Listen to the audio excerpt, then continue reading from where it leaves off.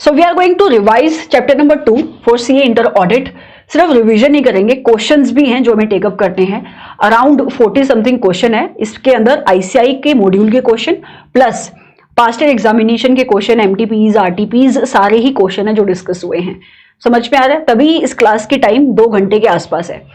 तो अगर आप 2 घंटे की क्लास को 1.5 की स्पीड पे देखोगे तो कम टाइम आपका रहेगा, इसीलिए मैंने रिकॉर्डेड लेक्चर भी दिया है। तो मेरी इंटेंशन ये है विद उन्नति बैच कि आपको मैक्सिमम फायदा मिलना चाहिए। अभी मैंने जो पहला लाइव क्लास लिया उसके अंदर 3 घंटे के आसपास टाइम लगा, जो बहुत ज्यादा टाइम था मेरे हिसाब से रिवीजन के लिए, और क्वेश्चंस भी हम कंप्लीट नहीं कर पाए वहां पे। तो अभी जितने भी लेक्चर्स आएंगे उन्नति के इन ऑडिट, वो रिकॉर्डेड में ही रहेंगे। एक दूसरा क्वेश्चन के साथ रहेंगे।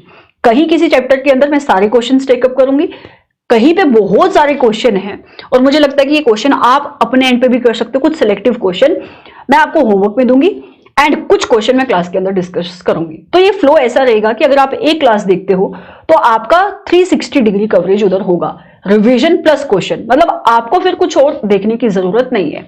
इसके बाद सिर्फ एमसीक्यू का ही डिस्कशन पेंडिंग है और एमसीक्यू का मैं एक कंपाइलेशन का वीडियो बना दूंगी बस। फिर आपको ऑडिट में कुछ और करने की जरूरत नहीं है, I can assure you that. Right, आपके पास मेरा क्वेश्चन बैंक होगा। अगर नहीं है तो जिस भी टीचर का क्वेश्चन बैंक आप रेफर कर रहे हो उसको आप खोल सकते हो। इसको मैं ई बुक फॉर्मेट में प्रोवाइड करा दूंगी। आई थिंक चाणक्य नीति में मैं बोल दूंगी इसको अपलोड करने के लिए, तो आप वहां से क्वेश्चन देख सकते हो। जितना भी मई 25 वाला बच्चा है आपके पास क्वेश्चन बैंक होगा, नहीं है तो फिर आप भी वहां से जाके दे सकते हो। कुछ ऐसे क्वेश्चन हो सकते हैं जो आपके क्वेश्चन बैंक में नहीं है, क्योंकि ये अपडेटेड क्वेश्चन बैंक है। तो बाद में जो भी अटेम्प्ट हुआ, आरटीपीज एमटीपीज आई, उसके क्वेश्चंस भी इसके अंदर हैं। Right, so yes, do enjoy the lecture. 2 घंटे हैं इस लेक्चर को अगर आप देखोगे, लेकिन अगर आप 2 घंटे लगा रहे हो, वैसे अगर आप इसको 1.5 पे देखोगे या 2 की स्पीड पे देखोगे तो 2 घंटे नहीं लगेंगे। लेकिन अगर आप इतना टाइम इन्वेस्ट कर रहे हो तो trust me when I am saying this, फिर आपको ऑडिट में कहीं भी कुछ और अलग से देखने की जरूरत नहीं कि क्वेश्चन आप अलग से कर रहे हो घंटा लगा के, नहीं, यहीं पे सब कुछ हो जाएगा। Thank you so much. हाँ, do like our video and आपको कोई डाउट है तो आप कमेंट बॉक्स के अंदर डाल सकते हो। Okay, so we are starting with chapter number 2 की रिवीजन। लेकिन जैसे मैंने आपको बताया कि मैं रिवीजन कराने के साथ साथ सारे क्वेश्चंस भी टेकअप करूंगी। इनफैक्ट ऑडिट का भी आने वाला जितना भी डिस्कशन होगा वो ऐसा ही रहेगा।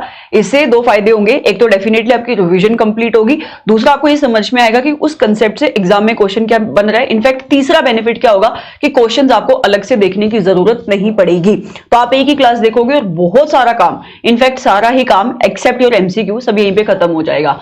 ठीक है, तो आपको बहुत अच्छे से इन क्लासेस को देखना चाहिए। अच्छा, अगर आप मेरे ही बच्चे हो तो आपके पास क्वेश्चन बैंक होगा। हो सकता है कि आपके पास रिसेंटली अपडेटेड क्वेश्चन बैंक ना हो, एक आधे क्वेश्चन आपके क्वेश्चन बैंक के अंदर ना हो, बट जितना भी क्वेश्चन आपके पास है आप उसको साथ में खोल के रखना।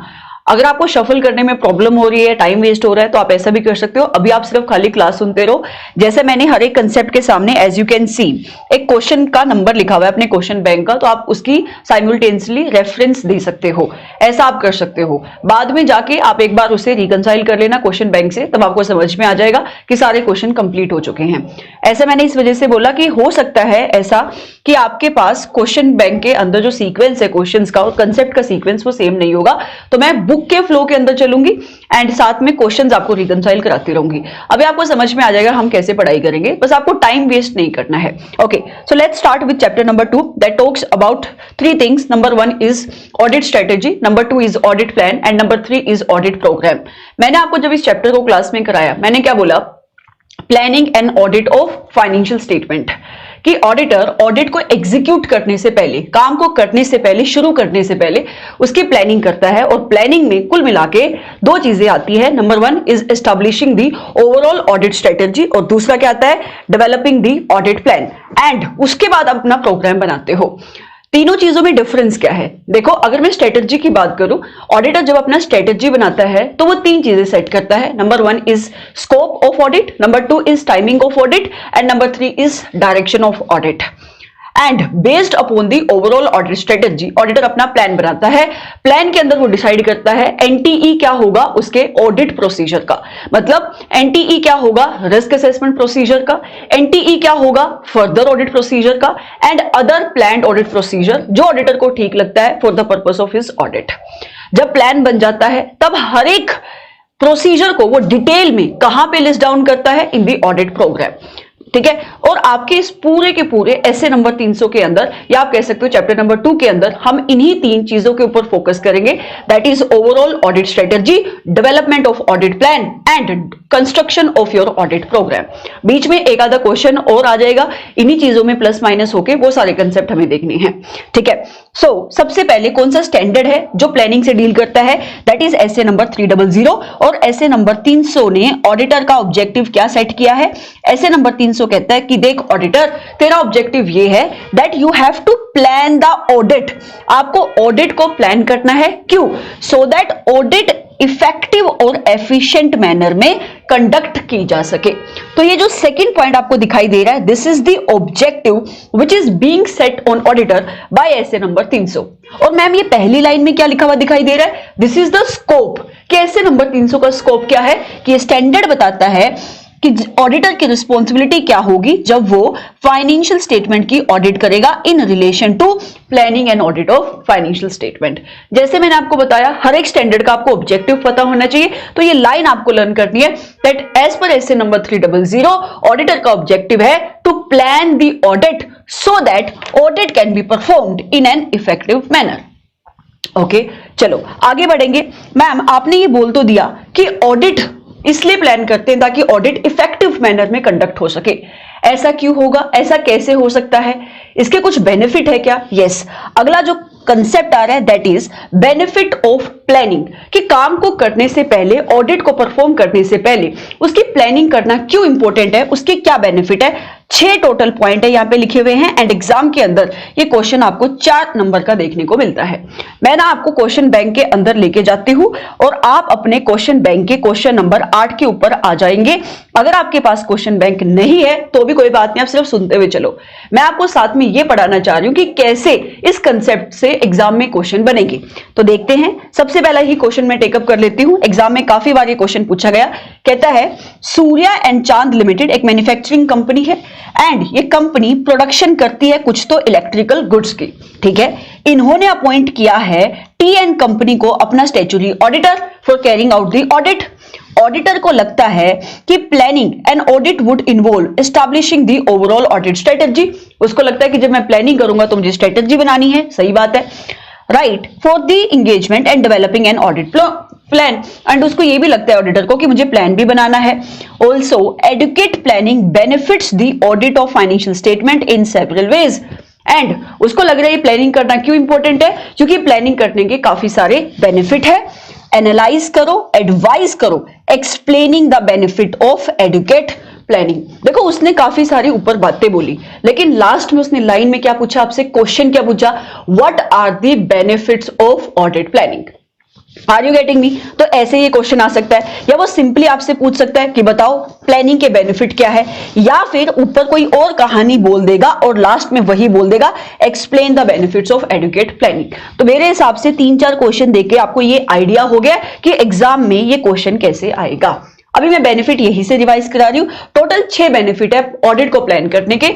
सबसे पहला बेनिफिट है attention to appropriate important areas. Appropriate attention to important areas. जब आप प्लानिंग करते हो, काम को करने से पहले, एग्जीक्यूट करने से पहले ऑडिट को, ये ऑडिटर को हेल्प करता है to devote appropriate attention to important areas of the audit, कि वो फोकस कर पाए ऑडिट के इंपोर्टेंट एरियाज के ऊपर। जैसे कि रिस्क जहां पे ज्यादा है वहां पे वो ज्यादा फोकस करना चाहेगा। दूसरा बेनिफिट क्या है प्लानिंग का, ये हेल्प करता है ऑडिटर को आइडेंटिफाई करने में पोटेंशियल प्रॉब्लम, कि during the course of audit कहां कहां पे प्रॉब्लम आ सकती है और कैसे उसको रिजोल्व किया जाएगा, and resolving the potential problem. तीसरा बेनिफिट रिलेटेड है एफिशिएंट एंड इफेक्टिव ऑडिट से। आप मुझे बताओ, अगर आप भी काम करने से पहले अपने काम की प्लानिंग करते हो, क्या आप ज्यादा बेटर वे में, इफेक्टिव वे में, एफिशिएंट वे में काम को कर पाते हो? Yes. In the same way जब ऑडिटर अपनी ऑडिट की प्लानिंग करता है तो प्लानिंग ऑडिटर को हेल्प करती है in better organisation, better management of audit engagement. वो बेटर वे से ऑडिट को ऑर्गेनाइज कर पाता है, इज द कीवर्ड। दूसरा मैनेज कर पाता है, इज द कीवर्ड। एंड क्योंकि आप ऑडिट को बेटर वे से ऑर्गेनाइज कर पा रहे हो, आप बेटर वे से मैनेज कर पा रहे हो, that means ultimately you are able to perform the audit in effective and efficient manner. तो तीसरा बेनिफिट क्या आया, प्लानिंग ऑडिटर को हेल्प करती है to perform the audit in effective and efficient manner. चौथा बेनिफिट, पांचवा बेनिफिट, ये ना जुड़ा हुआ है इंगेजमेंट टीम के मेंबर से, कि प्लानिंग ऑडिटर को हेल्प करती है in the selection of engagement team के मेंबर। ऐसे इंगेजमेंट टीम के मेंबर को सिलेक्ट करने में जिनके पास राइट लेवल ऑफ कैपेबिलिटी है, कॉम्पिटेंस है, नॉलेज है to respond to address the anticipated risk of material misstatement. Planning help करती है ऑडिटर को in proper assignment of work. जब हम नीचे जाके ऑडिट प्रोग्राम पढ़ते हैं, वहां पे हम ये अंडरस्टैंड करते हैं कि ऑडिटर जब प्रोग्राम बनाता है, प्रोग्राम के अंदर वो काम की एलोकेशन करता है। हर एक एरिया के अंदर, हर एक ऑडिट एरिया में किसको काम करना है, किसकी क्या रिस्पॉन्सिबिलिटी है, कौन काम करेगा, कितना काम किया जाएगा, कौन से प्रोसीजर परफॉर्म किए जाएंगे, कौन उसके काम को रिव्यू करेगा, each and everything is written in the audit programme. तो क्या मैं ये कह सकती हूं कि प्लानिंग की हेल्प से ऑडिटर आइडेंटिफाई कर पाता है, सेलेक्ट कर पाता है इंगेजमेंट टीम के मेंबर को। जहां पे रिस्क ज्यादा है वहां पे ज्यादा कॉम्पिटेंट लोगों को वो डिप्लॉय कर पाएगा, राइट? मतलब वो बेटर वे से रिस्पोंड कर पाता है to the anticipated risk and proper assignment of work. सही वे से वो काम को एलोकेट कर पाता है बिटवीन द इंगेजमेंट टीम के मेंबर। एंड अगला बेनिफिट भी क्या है, direction, supervision of engagement team and review of the work. अच्छा, ये क्या कंसेप्ट है, देखो, इंगेजमेंट पार्टनर की रिस्पॉन्सिबिलिटी होती है कि वो अपने इंगेजमेंट टीम के मेंबर के किए हुए काम को रिव्यू करेगा। ये बात हमें पता है, यस। तो जब आपने प्लानिंग करी तो आपको उस टाइम पे एंटिसिपेशन हुई होगी कि कहां पे कितना रिस्क है, उसके बेसिस पे आपने अपने स्टाफ को डिप्लॉय किया, इंगेजमेंट टीम के मेंबर को डिप्लॉय किया। तो जहां पे रिस्क ज्यादा होगा वहां पे आपको डायरेक्शन इंगेजमेंट टीम के मेंबर को ज्यादा देनी पड़ेगी। जहां पे कॉम्पिटेंट स्टाफ आपने डिप्लॉय किया वहां पे डायरेक्शन कम देनी पड़ेगी, उनके किए हुए काम को सुपरवाइज कम करना पड़ेगा, उनके किए हुए काम का रिव्यू कम करना पड़ेगा। सो प्लानिंग ऑडिटर को हेल्प करती है in better direction, supervision of engagement team के member and review of their work.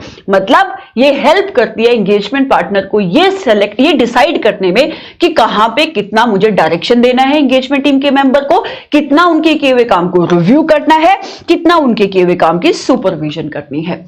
And planning के टाइम पे ही ऑडिटर ये डिसाइड कर लेता है कि क्या मुझे अपनी इस इंगेजमेंट को परफॉर्म करने के लिए, ऑडिट को परफॉर्म करने के लिए किसी एक्सपर्ट की हेल्प लगेगी क्या, या मुझे अदर ऑडिटर के काम को यूज करना पड़ेगा क्या। अगर ऐसा है तो प्लानिंग हेल्प करती है coordination of work which is done by others such as expert, या फिर आप कह सकते हो बेटा अगर आप इंटरनल ऑडिटर को भी यूज करोगे तो वो भी आप प्लानिंग के टाइम पे ही डिसाइड कर लेते हो।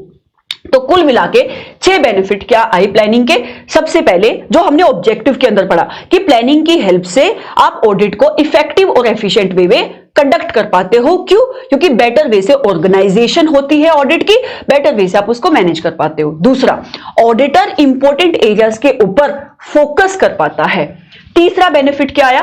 तीसरा बेनिफिट आया कि आप आइडेंटिफाई कर पाते हो पोटेंशियल प्रॉब्लम्स को, रिजॉल्व कर पाते हो पोटेंशियल प्रॉब्लम को। 2 बेनिफिट इंगेजमेंट टीम से जुड़े हुए, क्या? With the help of planning auditor select कर पाता है इंगेजमेंट टीम के मेंबर्स को एंड उनके काम को एलोकेट कर पाता है उनको कि कहां पे किस पर्सन को काम करना है। बेटर वे से डायरेक्शन दे पाता है इंगेजमेंट टीम के मेंबर को, बेटर वे से उनके काम को सुपरवाइज कर पाता है, उनके काम को रिव्यू कर पाता है। एंड लास्ट में प्लानिंग हेल्प करती है coordination of the work which is coordination of the work which is done by the auditor with the help of others such as your auditor expert। तो ये सारे total 6 benefit यहां से निकल के आए और मैंने आपको अभी बताया कि एग्जाम में क्वेश्चन कैसे आएगा and this is a very important question.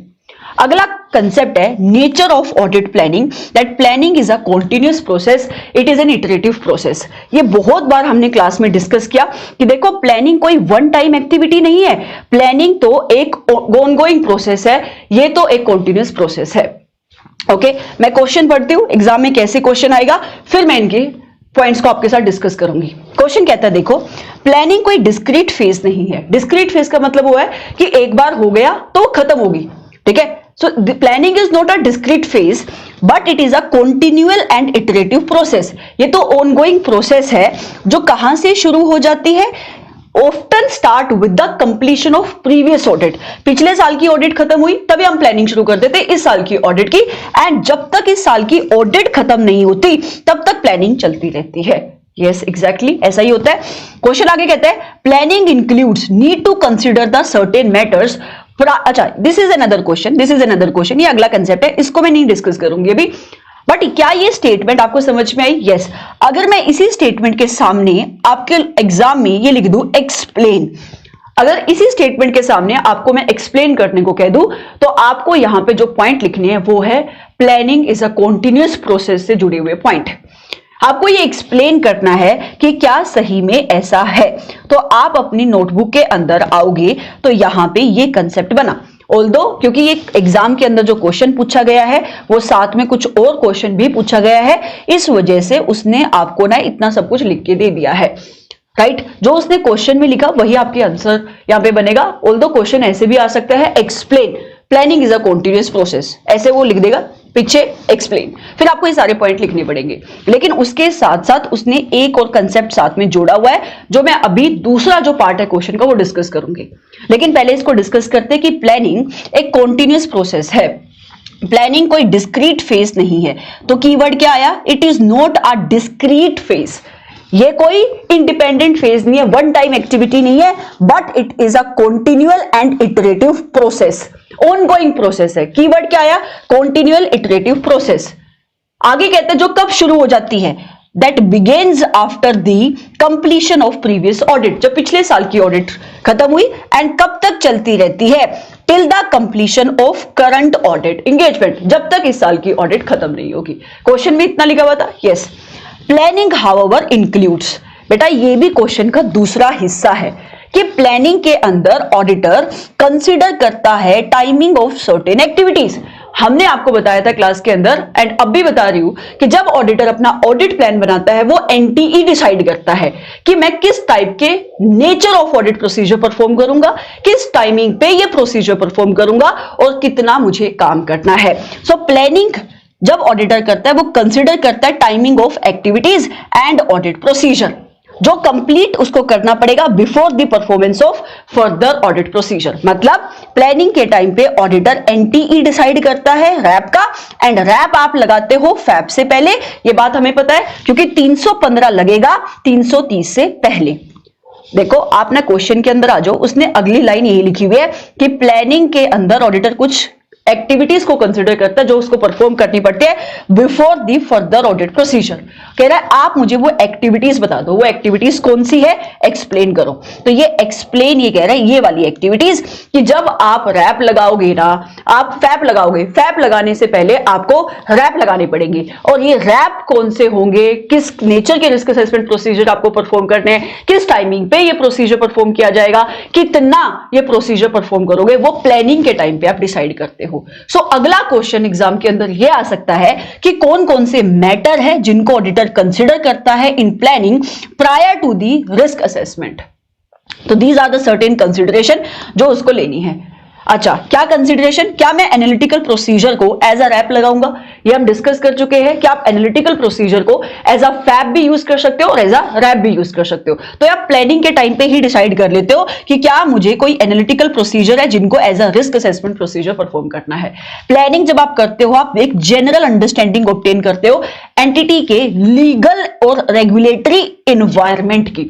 Legal framework कौन सा एप्लीकेबल हो रहा है एंटिटी के ऊपर, रेगुलेटरी फ्रेमवर्क कौन सा एप्लीकेबल हो रहा है. जैसे कि अगर लिस्टेड कंपनी है तो इसके ऊपर सेबी की रेगुलेशन भी एप्लीकेबल होती होगी. जैसे कि कंपनी है तो कंपनीज एक्ट की प्रोविजन एप्लीकेबल होती होगी. So you obtain a general understanding of, keyword क्या आ रहा है, लीगल एंड रेगुलेटरी फ्रेमवर्क, जो एंटिटी के ऊपर एप्लीकेबल होता है. आप ये भी अंडरस्टैंड करते हो कि आपकी एंटिटी कंप्लाई कैसे कर रही है इस फ्रेमवर्क के साथ. मतलब आप कहीं ना कहीं एंटिटी के कंट्रोल की अंडरस्टैंडिंग भी ऑब्टेन करोगे. कि एंटिटी ने क्या कंट्रोल लगाए हैं ये इंश्योर करने के लिए कि वो लीगल और रेगुलेटरी फ्रेमवर्क के साथ कंप्लाई कर रही है। मटीरियलिटी 320 में इसकी डिस्कशन आती है, बट ये मटीरियलिटी भी ऑडिटर प्लानिंग के टाइम पे ही सेट करता है। मैंने अभी आपको बताया कि क्या आप अपनी ऑडिट एंगेजमेंट के अंदर एक्सपर्ट को यूज करोगे, ये भी आप प्लानिंग के टाइम पे ही डिसाइड कर लेते हो। क्या auditor apart from these analytical audit procedure कोई और रिस्क असेसमेंट प्रोसीजर है क्या जिसको परफॉर्म करना चाहेगा, जैसे कि inquiry, inspection, ETC, all these consideration needs to be taken in planning. तो आप जब रिस्क असेसमेंट प्रोसीजर परफॉर्म करोगे, एक्चुअल में जब आप काम करना शुरू करोगे, रैप लगाओगे, कुछ कंसिडरेशन आपको प्लानिंग के टाइम पे लेनी पड़ेगी prior to the risk assessment procedure performance. And वो कंसिडरेशन क्या है, वो चीजें क्या है जिनको आप ध्यान में रखोगे कि क्या मुझे एनालिटिकल प्रोसीजर को एज अ रैप लगाना है, दूसरा अदर रिस्क असेसमेंट प्रोसीजर कौन से जो मैं परफॉर्म कर सकता हूं, एंटिटी के ऊपर लीगल रेगुलेटरी फ्रेमवर्क कौन सा एप्लीकेबल होता है, उसकी जनरल अंडरस्टैंडिंग, एंटिटी कैसे उनका कंप्लायंस कर रहा है उसको मैं अंडरस्टैंड करूंगा, क्या मुझे एक्सपर्ट इन्वॉल्व करने हैं, एंड मटीरियलिटी भी आप प्लानिंग के टाइम पे ही सेट करोगे। तो ये क्वेश्चन एग्जाम में कुल मिला के आपको ऐसा मिलेगा। 4 नंबर का ये क्वेश्चन है। देखो 2 चीजें इसने बताई कि प्लानिंग एक कॉन्टिन्यूअस प्रोसेस है, पहले 2 पॉइंट, एंड कौन कौन सी मैटर्स आप कंसीडर करते हो before the risk assessment procedure. ये क्वेश्चन आपका यहां पे डन हो गया। ये एग्जाम के ही क्वेश्चन है जो मैं आपके साथ करा रही हूं। जब एसएम के क्वेश्चंस कराऊंगी, मॉड्यूल के क्वेश्चन कराऊंगी, वो भी मैं बताऊंगी, ठीक है। तो यहां पे पूरा ही क्वेश्चन का डिस्कशन होगा, चाहे वो मॉड्यूल का क्वेश्चन है, चाहे वो एग्जाम का क्वेश्चन है। चलो आगे बढ़ेंगे। तीसरा कंसेप्ट क्या है, planning process element of the planning. मैंने आपको हमेशा बोला है, जब मैं ये वर्ड यूज करती हूं प्लानिंग एंड ऑडिट, इसका मतलब है बेटा आप 2 चीजें यहां पे एस्टैब्लिश करोगे। एक है ओवरऑल ऑडिट स्ट्रेटेजी और दूसरा क्या है, ऑडिट प्लान बनाना। इसको आप कहते हो प्लानिंग एक्टिविटीज। लेकिन यहां पे उसने क्या बोला, जब ऑडिटर प्लानिंग करेगा, प्लानिंग की प्रोसेस के अंदर कुल 2 एलिमेंट आते हैं। 2 एलिमेंट कौन कौन से हैं, नंबर 1 प्रिलिमिनरी एंगेजमेंट एक्टिविटीज को परफॉर्म करना और दूसरा है प्लानिंग एक्टिविटीज को परफॉर्म करना, मतलब ओवरऑल ऑडिट स्ट्रेटजी को बनाना एंड ऑडिट प्लान को सेट करना। क्या ये डिस्कशन हमने करी है? यस, ये डिस्कशन हमने करी है। अब ये कंसेप्ट काफी बड़ा है। अगर आप आके देखोगे प्रिलिमिनरी एंगेजमेंट एक्टिविटीज का कंसेप्ट काफी बड़ा है, नीचे ऑडिट प्लान, ऑडिट स्ट्रेटेजी का कंसेप्ट कैसे बड़ा है। अभी हमें ना ये समझ के चलना पड़ेगा कि यहां से क्वेश्चन कितने निकल के आएंगे और कैसे कैसे क्वेश्चन बन सकते हैं। तो ध्यान में रखना है। अभी मैं जो टॉपिक आपके साथ शुरू कर रही हूं, that topic is preliminary engagement activities. देखो मैंने इनको हमेशा क्या बोला है, 2 एक्टिविटी एसए नंबर 220 की एंड एक एक्टिविटी किसकी, एसए नंबर 210 की। दोबारा बोलना, 2 एक्टिविटी एसए नंबर 220 की और एक एक्टिविटी एसए नंबर 210 की। अच्छा, अब यहां से क्वेश्चन कैसे निकल के आएंगे, काफी बड़ा कंसेप्ट है। सबसे पहले क्वेश्चन नंबर 8 है स्टडी मैट का, एक क्वेश्चन 3 नंबर का ये निकल सकता है। मैम आप मुझे क्वेश्चन बता दो, वो क्वेश्चन क्या है, मेरे लिए आसान हो जाएगा समझना कि आप क्या कह रहे हो। यस डेफिनेटली, मैं आपको क्वेश्चन नंबर 3 एक बार दिखाना चाहूंगी और आपको ये समझ में आएगा कि यहां से क्वेश्चन अपने कैसे निकल के आ सकते हैं। So you come to SM का question number 3। So this is your question. I think question का कुछ इशू है क्या,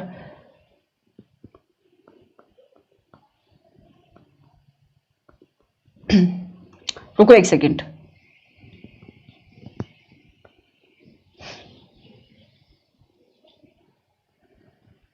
क्वेश्चन नंबर 8 है, okay right. So question number 8 है स्टडी मैट का। ओके क्या कंसेप्ट है देखना, क्वेश्चन कैसे आएगा एग्जाम के अंदर। क्वेश्चन ऐसे आ सकता है, discuss how performing preliminary engagement activities as a part of planning. Planning मतलब क्या, प्लानिंग प्रोसेस। क्या हम यही कंसेप्ट पढ़ रहे हैं कि जब ऑडिटर प्लानिंग करेगा उसकी प्रोसेस के अंदर, प्लानिंग की प्रोसेस के अंदर 2 एलिमेंट आएंगे। इसे आप एलिमेंट ऑफ प्लानिंग भी कह सकते हो। 1 is your preliminary engagement activities. Yes, यही पे हमने पढ़ा। सो इट सेज बताओ, डिस्कस करो कैसे प्रिलिमिनरी एंगेजमेंट एक्टिविटीज को परफॉर्म करना as a part of planning process. It helps an audit assist, it helps the auditor in how it assist the auditor, मतलब ऑडिटर की इससे हेल्प कैसे होती है।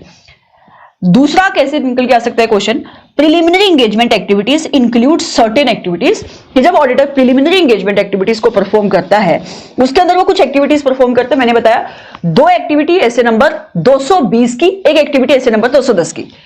that needs to be performed by the auditor while planning an audit. Discuss such activity. Question वैसे ये वाला आने की चांसेस बहुत कम है, इस टाइप से आएगा।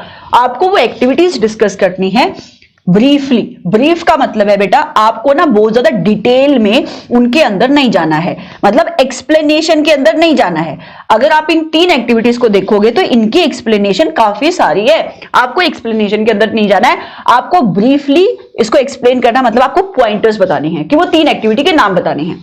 दूसरा, how performing such activities assist an auditor while planning an audit. तो ये भी बताना है कि कैसे जब ऑडिटर प्रिलिमिनरी एंगेजमेंट एक्टिविटीज को परफॉर्म करेगा इससे ऑडिटर की हेल्प होगी। तो कई बच्चे एग्जाम में क्या करते हैं, कई बच्चे एग्जाम के अंदर खाली इतना लिखकर आ जाते हैं कि वो 3 एक्टिविटी क्या है और ये दूसरा इंस्टीट्यूट ने क्या पूछा उसका आंसर देकर नहीं आते हैं। तो उससे उनको क्या होता है कि इतने वाले पोर्शन के लिए तो नंबर मिल जाते हैं और ये जो नीचे 1 नंबर का आपसे क्वेश्चन पूछा जा रहा है वो आप छोड़ के आ जाते हो, उसका आपको आंसर उसके, क्योंकि आपने आंसर लिखा नहीं तो उसके आपको मार्क्स नहीं मिलते हैं। चलो आपको ये तो समझ में आ गया कि 3 नंबर का क्वेश्चन आएगा तो आपको पहले 3 वो एक्टिविटी बतानी, उनके नाम बताने, क्योंकि ब्रीफली बोला है जो प्रिलिमिनरी एंगेजमेंट एक्टिविटीज है। एंड ये कौन सी एक्टिविटी है? 2 एक्टिविटी ऐसे नंबर 220 और एक एक्टिविटी ऐसे नंबर 210 की। 2 एक्टिविटी 220 की कौन सी? Number 1 is continuance of client relationship and audit engagement. देखो हमने ऐसे नंबर 220 या आप इसको SQC1 भी कह सकते हो, हमने क्या अंडरस्टैंड किया था कि जब भी कोई क्लाइंट आपके पास आता है उस क्लाइंट की ऑडिट को परफॉर्म करने के लिए हाँ बोलने से पहले, that means before giving the acceptance to that client, आप कुछ चीजों को कंसिडर करते हो जिनको हम कहते हैं एक्सेप्टेंस कंसिडरेशन लेते हो। जैसे कि क्लाइंट की इंटीग्रिटी आप देखते हो, यहां पे क्या है आप एक्सेप्टेंस दे चुके हो, अभी आप प्लानिंग करने के लिए बैठे हो, तो इस वजह से एक्सेप्टेंस क्योंकि आप दे चुके हो तो यहां पे वर्ड एक्सेप्टेंस नहीं आ रहा, वर्ड आ रहा है कॉन्टिन्यूएंस ऑफ क्लाइंट रिलेशनशिप, कि आप ना प्लानिंग के टाइम पे जब प्रिलिमिनरी एंगेजमेंट एक्टिविटी परफॉर्म करते हो पहले आप ये सोचते हो कि क्या जब इस क्लाइंट को मैंने एक्सेप्टेंस दी अब मुझे इसके साथ रिलेशनशिप को कंटिन्यू करना चाहिए या नहीं करना चाहिए, इस ऑडिट एंगेजमेंट को कंटिन्यू करना चाहिए या नहीं करना चाहिए, क्योंकि कुछ ऐसे सर्कमस्टांसेस हो सकते हैं जिसकी वजह से even after giving the acceptance auditor को एंगेजमेंट से विथड्रॉ करना पड़ सकता है, राइट? जैसे कि क्लाइंट की इंटीग्रिटी अच्छी नहीं है, ये बात आपको एक्सेप्टेंस देने के बाद पता लगी। ओके, सो पहली प्रिलिमिनरी एंगेजमेंट एक्टिविटी आप क्या परफॉर्म करोगे? पहली एक्टिविटी आप क्या परफॉर्म करोगे? You will evaluate whether you have to continue the relationship with the client और नॉट। ओके, दूसरी प्रिलिमिनरी एंगेजमेंट एक्टिविटी क्या है? आपको इवेल्युएट करना है compliance with ethical requirement including the independence. क्या ये कंसेप्ट भी ऐसे नंबर 220 में आता है? एक एलिमेंट है वहां पे, यस। देखो वहां पे आप एक्सेप्टेंस देने से पहले सोचते हो कि क्या अगर मैंने इस क्लाइंट को एक्सेप्टेंस दी, क्या इंस्टीट्यूट की एथिकल रिक्वायरमेंट इंक्लूडिंग इंडिपेंडेंस इसके साथ कंप्लाई कर पाऊंगा? यहां पे आप एक्सेप्टेंस दे चुके हो लेकिन फिर भी आपको कॉन्टिन्यूसली असर्टेन करते रहना पड़ता है, चेक करते रहना पड़ता है कि कहीं कोई ऐसा सर्कमस्टांस तो नहीं, कोई ऐसा रिलेशनशिप तो नहीं जिसकी वजह से इंडिपेंडेंस अफेक्ट हो सकती है, एक थ्रेट टू इंडिपेंडेंस आ सकता है, जिसकी वजह से कोड ऑफ एथिक्स की एथिकल रिक्वायरमेंट के साथ नॉन कंप्लायंस हो सकता है। Are you getting me? तो आप इवेल्युएट करोगे कि क्या you will be able to comply with the ethical requirement prescribed by code of ethics including independence. और तीसरी एक्टिविटी क्या है? 210 की। 210 के अंदर हम टर्म्स को अग्री करते विद द क्लाइंट। टर्म्स आप अग्री करके आ चुके हो, अभी मैं कह रही हूं आप एस्टैब्लिश करते हो understanding of the terms of engagement. आप अंडरस्टैंड करते हो कि आप ये अंडरस्टैंड करते हो कि आपके और आपके क्लाइंट के बीच में टर्म्स ऑफ एंगेजमेंट को लेकर अंडरस्टैंडिंग होनी चाहिए। सो ऑडिटर एस्टैब्लिश करता है understanding with respect to terms of engagement, ये इंश्योर करने के लिए कि टर्म्स ऑफ एंगेजमेंट को लेकर क्लाइंट और उसके बीच में कोई मिसअंडरस्टैंडिंग नहीं है। तो आप ना जब यहां पे आके क्वेश्चन का आंसर देखोगे बेटा तो क्वेश्चन के आंसर में उसने यही तो बोला है कि ब्रीफली एक्सप्लेन करो। तो 3 उसने एक्टिविटी कौन सी बताई? वही 2 एक्टिविटी ऐसे नंबर 220 की और 1 एक्टिविटी ऐसे नंबर 210 की। दूसरा उसने बोला कि कैसे इन प्रिलिमिनरी एंगेजमेंट एक्टिविटीज को परफॉर्म करने से ऑडिटर की हेल्प होगी during the course of audit. तो ये क्वेश्चन का आंसर आपको मिल जाएगा यहां पे। मैं ना इनके अंदर के पॉइंट डिस्कस नहीं कर रही हूं, क्योंकि इनके ऊपर ना अलग से क्वेश्चन बनेगा। तो देखो ये रहा performing the preliminary engagement activity helps the auditor in identifying and evaluating those event and circumstances। कि जब auditor preliminary engagement activities perform करता है, ये एक्टिविटीज परफॉर्म करने से ऑडिटर आइडेंटिफाई कर पाता है उन इवेंट्स को, उन सर्कमस्टांसेस को जिससे अफेक्ट होती है ऑडिटर की ability to plan the audit engagement and to perform the audit engagement. उसकी प्लानिंग अफेक्ट होती है इन एक्टिविटीज से, उसकी ऑडिट की परफॉर्मेंस अफेक्ट होती है। देखो अगर आपने ये वाला कंसिडरेशन लिया, सबसे पहले कॉन्टिन्यूएंस ऑफ क्लाइंट रिलेशनशिप, इसमें आप क्या देखते हो, क्लाइंट की इंटीग्रिटी इवेल्युएट करते हो। अगर आपको कोई ऐसा सर्कमस्टांस मिल गया जहां से आपको लगता है कि क्लाइंट ऑनेस्ट नहीं है, तो आप विथड्रॉल करने का सोचोगे, that means you will not perform the audit engagement. So when you perform this preliminary engagement activities, it assist the auditor in planning and performing the audit engagement, right. तो बेटा ये आपका यहां पे बन जाएगा, प्रिलिमिनरी एंगेजमेंट एक्टिविटी ऑडिटर को help करती है in identifying and evaluating those event और सर्कमस्टांसेस जिससे ऑडिटर की ability to plan and perform the audit engagement affect हो सकती है।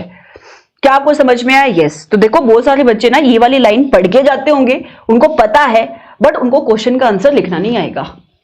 क्या आपको ये समझ में आ रही है? यस। वापस चलो आगे बढ़ेंगे। अब देखो इसमें और क्वेश्चन कैसे निकल के आ सकते हैं। एक क्वेश्चन ना आपको अलग से, ये जो evaluating the compliance with ethical requirement है ना, ये अलग से बन सकता है। एंड एक क्वेश्चन ये अलग से बन सकता है। क्वेश्चन नंबर 7 है बुक के अंदर। तो मैं ये कहने की कोशिश कर रही हूं, एक क्वेश्चन तो ये बन गया कि प्रिलिमिनरी एंगेजमेंट एक्टिविटीज के अंदर कितनी एक्टिविटी आएंगी, 3, उनके नाम, क्यों आपको परफॉर्म करना है, ऑडिटर को कैसे असिस्ट होगा, ऑडिटर को कैसे हेल्प होगी। एक क्वेश्चन के साथ वो भी आ सकती है, एक लाइन जो आपको लिखनी है। एक क्वेश्चन ये आ सकता है कि जब ऑडिटर इवेल्युएट करेगा कंप्लायंस विद एथिकल रिक्वायरमेंट, ये जो सेकंड एक्टिविटी है, इसमें क्या चीजें उसको कंसीडर करनी पड़ेंगी। तो मैं कहता है कि एंगेजमेंट पार्टनर को ये सारी चीजें कंसीडर करनी पड़ेगी। तो ये 3 पॉइंट आपको अलग से लिखने को आ सकते हैं। 4 नंबर का क्वेश्चन ये अलग से बन सकता है। ये एसएम का मतलब मॉड्यूल का क्वेश्चन नंबर 7 है। ये ऊपर क्या लिखा हुआ है इसको मैं अलग से डिस्कस कर लूंगी। आप एक बार ना क्वेश्चन नंबर 7 के ऊपर आ जाओ। तो देखो क्वेश्चन उसने कैसे पूछा, CAN, ध्यान से, CAN एंगेजमेंट पार्टनर है एक CA फर्म का जिसका नाम है LPS एंड एसोसिएट, प्लानिंग कर रहा था। देखो जैसे आप ये पढ़ोगे आपका दिमाग कहां पे जाएगा, ऐसे नंबर 300 के अंदर, कि प्लानिंग कर रहा था लार्ज कंपनी की ऑडिट की, एंड जब वो प्रिलिमिनरी एंगेजमेंट एक्टिविटी परफॉर्म कर रहा था।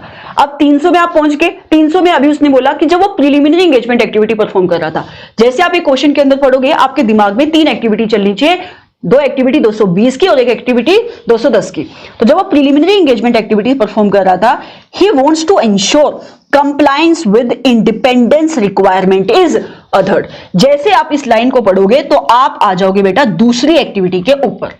क्वेश्चन ने आगे क्या पूछा, how shell he form a conclusion that audit firm complies with independence requirement, कि वो कैसे इस कंक्लूजन को फॉर्म करेगा कि audit firm CA firm comply कर रही है इंडिपेंडेंस रिक्वायरमेंट के साथ।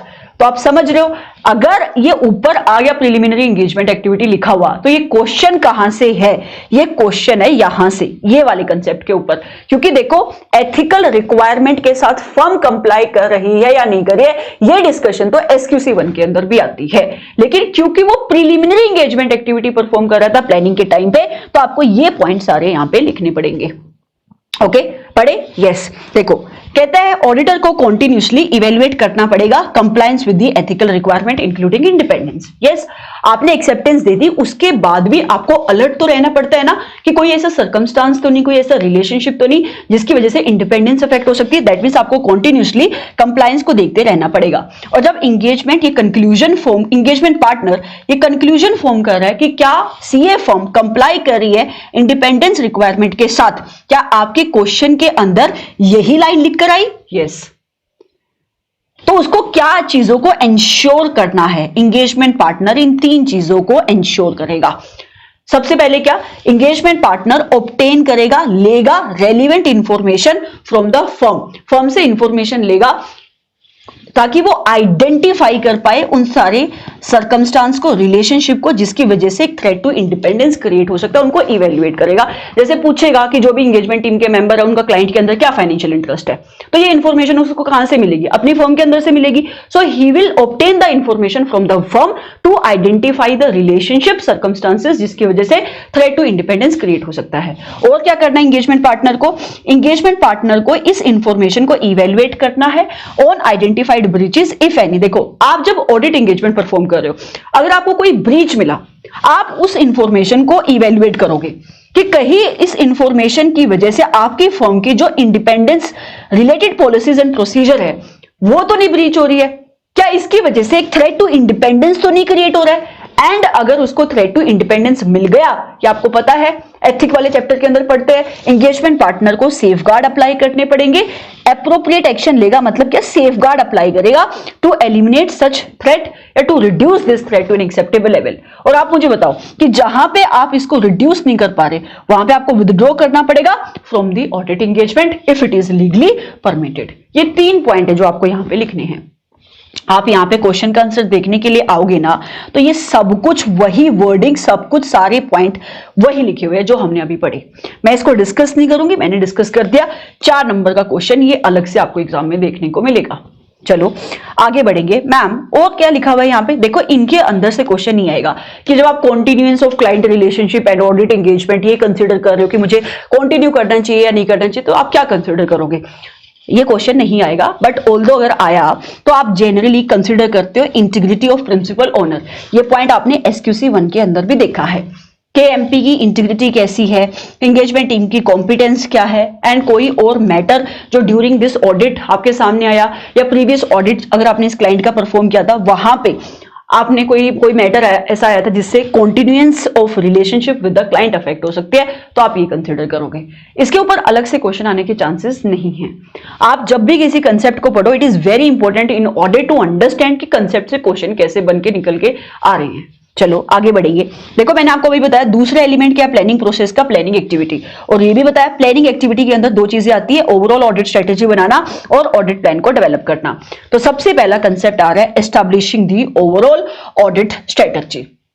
अच्छा, ये वाला question meaning of audit strategy, ये एग्जाम में कोई आपसे खाली मीनिंग नहीं पूछेगा, राइट। हाँ, आप इसको ऑडिट स्ट्रेटेजी का कोई क्वेश्चन आ रहा है वहां पे लिख सकते हो, बट ये क्वेश्चन अलग से नहीं आएगा। इस पूरे कंसेप्ट के ऊपर ये जो establishing the overall audit strategy है, कितने क्वेश्चन निकल के आ रहे हैं अगर आप देखोगे, 1 क्वेश्चन, 2 क्वेश्चन, ध्यान से देखते हुए जाना, तीसरा क्वेश्चन, चौथा क्वेश्चन, 5वां क्वेश्चन, मतलब कुल मिला के इस कंसेप्ट से 5 क्वेश्चन बन सकते हैं। तो ध्यान से समझो कि क्वेश्चन कैसे बनेगा। तो सबसे पहले मीनिंग से कोई क्वेश्चन आपसे पूछेगा नहीं कि ओवरऑल ऑडिट स्ट्रेटेजी क्या होती है। मैंने आपको इंट्रोडक्शन में बता दिया कि जब ऑडिटर ओवरऑल ऑडिट स्ट्रेटेजी बनाता है तो वो 3 चीजें सेट कर रहा है, that is scope, timing and direction of the audit, and इस स्ट्रेटेजी के बेसिस पे वो अपना डिटेल्ड ऑडिट प्लान बनाता है, राइट। क्वेश्चन आएगा एग्जाम के अंदर, process of establishing the overall audit strategy, कि ऑडिटर जब अपनी ओवरऑल ऑडिट स्ट्रेटेजी बनाता है तो उसकी प्रोसेस क्या है। लेकिन ये क्वेश्चन टेकअप करने से पहले मैं क्वेश्चन टेकअप करना चाहूंगी benefit of developing the overall audit strategy. ये क्वेश्चन मैं आपके साथ डिस्कस करूंगी। ये क्वेश्चन आप घर से खुद होमवर्क है, खुद रिवाइज करना। मैम ऐसा क्यों, क्योंकि ये वाला जो कंसेप्ट है ना, ऊपर रेप्लिका है नीचे वाले बेनिफिट्स का, समझ में आ रहा है। मैं क्वेश्चन पढ़ दूंगी क्वेश्चन बैंक से, लेकिन आंसर बिल्कुल नीचे वाला ही बनेगा इसका। ओके मैम, बेनिफिट क्या है डेवलपिंग दी ओवरऑल ऑडिट स्ट्रेटेजी के, हमें ओवरऑल ऑडिट स्ट्रेटेजी क्यों डेवलप करनी चाहिए। टोटल 4 बेनिफिट है, और ये चारों बेनिफिट रिसोर्सेज से जुड़े हुए हैं। ये चारों बेनिफिट रिसोर्सेज से जुड़े हुए हैं, और यहां से रिसोर्सेज का मतलब होता है एंगेजमेंट टीम के मेंबर्स। रिसोर्सेज का मतलब है एंगेजमेंट टीम के मेंबर। मैं एक बार आपको क्वेश्चन दिखा दूं कि एग्जाम के अंदर क्वेश्चन कैसे बनेगा। तो बेटा इसका है क्वेश्चन नंबर 11। तो एग्जाम में क्वेश्चन कुछ आपको ऐसे देखने को मिलेगा। बताओ कौन सा पढ़े, ये वाला पढ़ लेते चलो। एंगेजमेंट पार्टनर है एक सीए फर्म का, AST and associate, appointed as the auditor of the Fabric India Limited. तो एक सीए फर्म है ए एंड एसोसिएट, उनको अपॉइंट किया जा रहा है for doing the audit of Fabric India Limited, and they are considering as to the management of key resources to be employed to the conduct audit. वो सोच रहे कि यार मुझे ना रिसोर्सेज की मैनेजमेंट करनी पड़ेगी जब मैं ऑडिट को परफॉर्म करूंगा। देखना आगे उसने क्या बोला, discuss how the overall audit strategy would assist the auditor. बड़ा बट मैम इसके अंदर तो कहीं आया ही नहीं कि बेनिफिट क्या है। अरे जब तुम आंसर में जाओगे ना तो एक पॉइंट आएगा मैनेजमेंट ऑफ रिसोर्सेज का, ओ ऐसे मुझे पता लगेगा कि मुझे बेनिफिट लिखने एग्जैक्टली। एंड बाकी सारे एक बार क्वेश्चन पढ़ लोगे, देखो ये तो डायरेक्ट है, उसने खाली बेनिफिट पूछे तो आप ये बता पाओगे। एंड अगर मैं ये वाला पढ़ूं, overall audit strategy set the scope timing direction of the audit and it guides the development of the detailed audit plan. तो मतलब ये तो मीनिंग लिख दिया। यस आगे जब आप एस्टैब्लिश करते हो ओवरऑल ऑडिट स्ट्रेटेजी को, ये ऑडिटर को हेल्प करती है टू डिटरमाइन वेरियस मैटर, जैसे कि कौन से रिसोर्सेज मुझे किस एरिया में डिप्लॉय करने हैं, है ना, एक्सपीरियंस मेंबर को मुझे हाई रिस्क के एरिया में लगाना है, मुझे एक्सपर्ट इन्वॉल्व करने कॉम्प्लेक्स मैटर के ऊपर। बाकी के 3 चीजें बताओ, 3 मैटर कौन से आप कंसिडर कर रहे हो। ओ तो मतलब ये आपको ये कहने की कोशिश कर रहा है कि एक बेनिफिट मैंने आपको बता दिया, वो कौन सा है, एम्प्लॉयमेंट ऑफ क्वालिटेटिव रिसोर्सेज, बाकी के 3 बताओ। एग्जैक्टली तो आपको क्वेश्चन समझना पड़ेगा बेटा कि क्वेश्चन कैसे आ रहे हैं, आंसर आपको आपकी बुक से ही बनेंगे, राइट। एंड ऊपर वाला आप समझ पाओगे, ऐसा ही ऊपर वाला लिखा हुआ है, बेनिफिट क्या है ओवरऑल ऑडिट स्ट्रेटेजी डेवलप करने के। क्या आपको ये समझ में आ रहा है? अब फटाफट आ जाओ, चारों बेनिफिट रिसोर्सेज से जुड़े हुए। सबसे पहला बेनिफिट है employment of the qualitative resources. इसका मतलब है कि ऑडिट स्ट्रेटेजी ऑडिटर को हेल्प करती है ये डिसाइड करने में कि उसको कैसे अपने रिसोर्सेज को डिप्लॉय करना है। क्वालिटेटिव का मतलब होता है ऐसे रिसोर्सेज, ऐसे एंगेजमेंट टीम के मेंबर जिनके पास कॉम्पिटेंस है, एक्सपर्टीज है, नॉलेज है। So resources to deploy for this specific audit area, कि ऑडिट स्ट्रेटेजी हेल्प करती है ऑडिटर को ये डिसाइड करने में कि किस एरिया के अंदर उसको कौन से रिसोर्सेज को डिप्लॉय करना है, किस एंगेजमेंट टीम के मेंबर को डिप्लॉय करना है। जैसे कि जितना भी उसके एक्सपीरियंस टीम के मेंबर होंगे वो डिप्लॉय करेगा हाई रिस्की एरियाज के अंदर, जैसे कि वो एक्सपर्ट को इन्वॉल्व करेगा कॉम्प्लेक्स मैटर के ऊपर उन एरियाज के अंदर जहां पे रिस्क ज्यादा है। दूसरा बेनिफिट क्या है? Allocation of quantity of resources. इसका मतलब है कि किस एरिया में मुझे कितने नंबर ऑफ रिसोर्सेज लगाने हैं, ये भी हेल्प ऑडिटर को मिलते विद दी स्ट्रेटेजी। मतलब ये भी एक अनदर बेनिफिट है स्ट्रेटेजी को डेवलप करने का। फॉर एग्जाम्पल अगर आप मैनेजमेंट की फिजिकल इन्वेंट्री काउंट को अटेंड कर रहे हो तो कितने लोगों को भेजना है वहां पे काउंटिंग को अटेंड करने के लिए। So it says amount of the resources to allocate to the specific audit area. तो number of resources, number of engagement team के मेंबर आपको कितने डिप्लॉय करने हैं।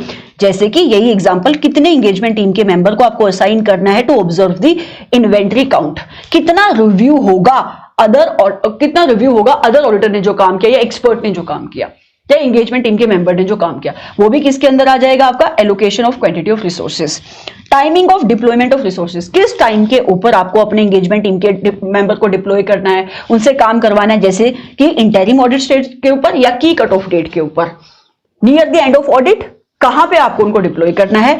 एंड ऑल्सो मैनेजमेंट कैसे होगी रिसोर्सेज की। मैनेजमेंट का मतलब है उनके किए हुए काम को आप कैसे सुपरवाइज करोगे, डायरेक्शन कैसे दोगे, रिव्यू कैसे करोगे, कैसे, वही देखो मैनेज, डायरेक्टेड एंड सुपरवाइज्ड, मतलब डायरेक्शन, सुपरविजन एंड मैनेजमेंट। कैसे, फॉर एग्जांपल कब उनकी ब्रीफिंग की मीटिंग बुलाई जाएगी, कब उनकी डी ब्रीफिंग की मीटिंग्स बुलाई जाएंगी। तो अगर आप इसका स्ट्रक्चर देख लो, पहले वो मतलब बता रहा है इसमें क्या आ रहा है हर एक पॉइंट के अंदर, फिर वो एग्जाम्पल देके इसको एक्सप्लेन कर रहा है। तो ये 4 बेनिफिट है। Number 1 is employment of qualitative resources, दूसरा is allocation of quantitative resources, मतलब allocation of quantity of resources, तीसरा is your timing of deployment of resources and चौथा इज मैनेजमेंट ऑफ रिसोर्सेज।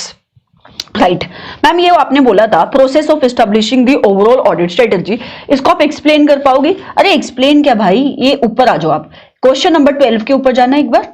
जब आप क्वेश्चन नंबर 12 में जाओगे, देखो उसने क्या बोला, ऑडिटर को एस्टैब्लिश करनी है ओवरऑल ऑडिट स्ट्रेटेजी जिसमें 3 चीजें होंगी, scope, timing, direction of the audit, जिसके बेसिस पे प्लान बनेगा। ये तो मतलब है स्ट्रेटेजी का। यस, एक्सप्लेन करो process of establishing the overall audit strategy जो ऑडिटर को असिस्ट करेगी in determining the various matter. और वो वेरियस मैटर क्या, यही 4 बातें कि मुझे क्वालिटेटिव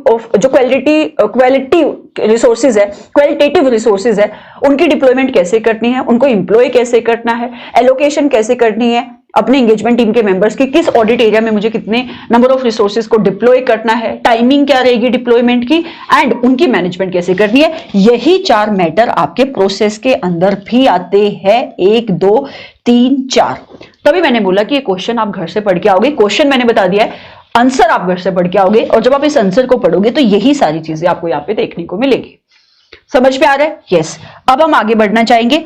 एक क्वेश्चन आता है कि जब ऑडिटर अपनी ओवरऑल ऑडिट स्ट्रेटजी को एस्टैब्लिश करेगा, जैसे मैंने आपको ऑडिटर बना दिया, मैंने बोला कि आप अपनी ओवरऑल ऑडिट स्ट्रेटजी एस्टैब्लिश करो, बनानी है आपको अपनी स्ट्रेटजी, तो आप कौन से फैक्टर को कंसिडर करोगे? एक क्वेश्चन एग्जाम के अंदर ये आएगा, सुनो मेरी बात ध्यान से, ये काफी बड़ा क्वेश्चन है। इसके अंदर ना टोटल 3 क्वेश्चन निकल के आ रहे हैं। 3 क्वेश्चन कौन से? एक तो यही क्वेश्चन जो मैंने अभी बोला कि कौन कौन से फैक्टर्स आप कंसीडर करोगे जब आप ओवरऑल ऑडिट स्ट्रेटजी बनाओगे, तो यहां पे जो फैक्टर अंदर लिखे हुए हैं उसके ऊपर भी 2 ऐसे फैक्टर है जिनके ऊपर खुद से इंडिविजुअल क्वेश्चन बनेंगे।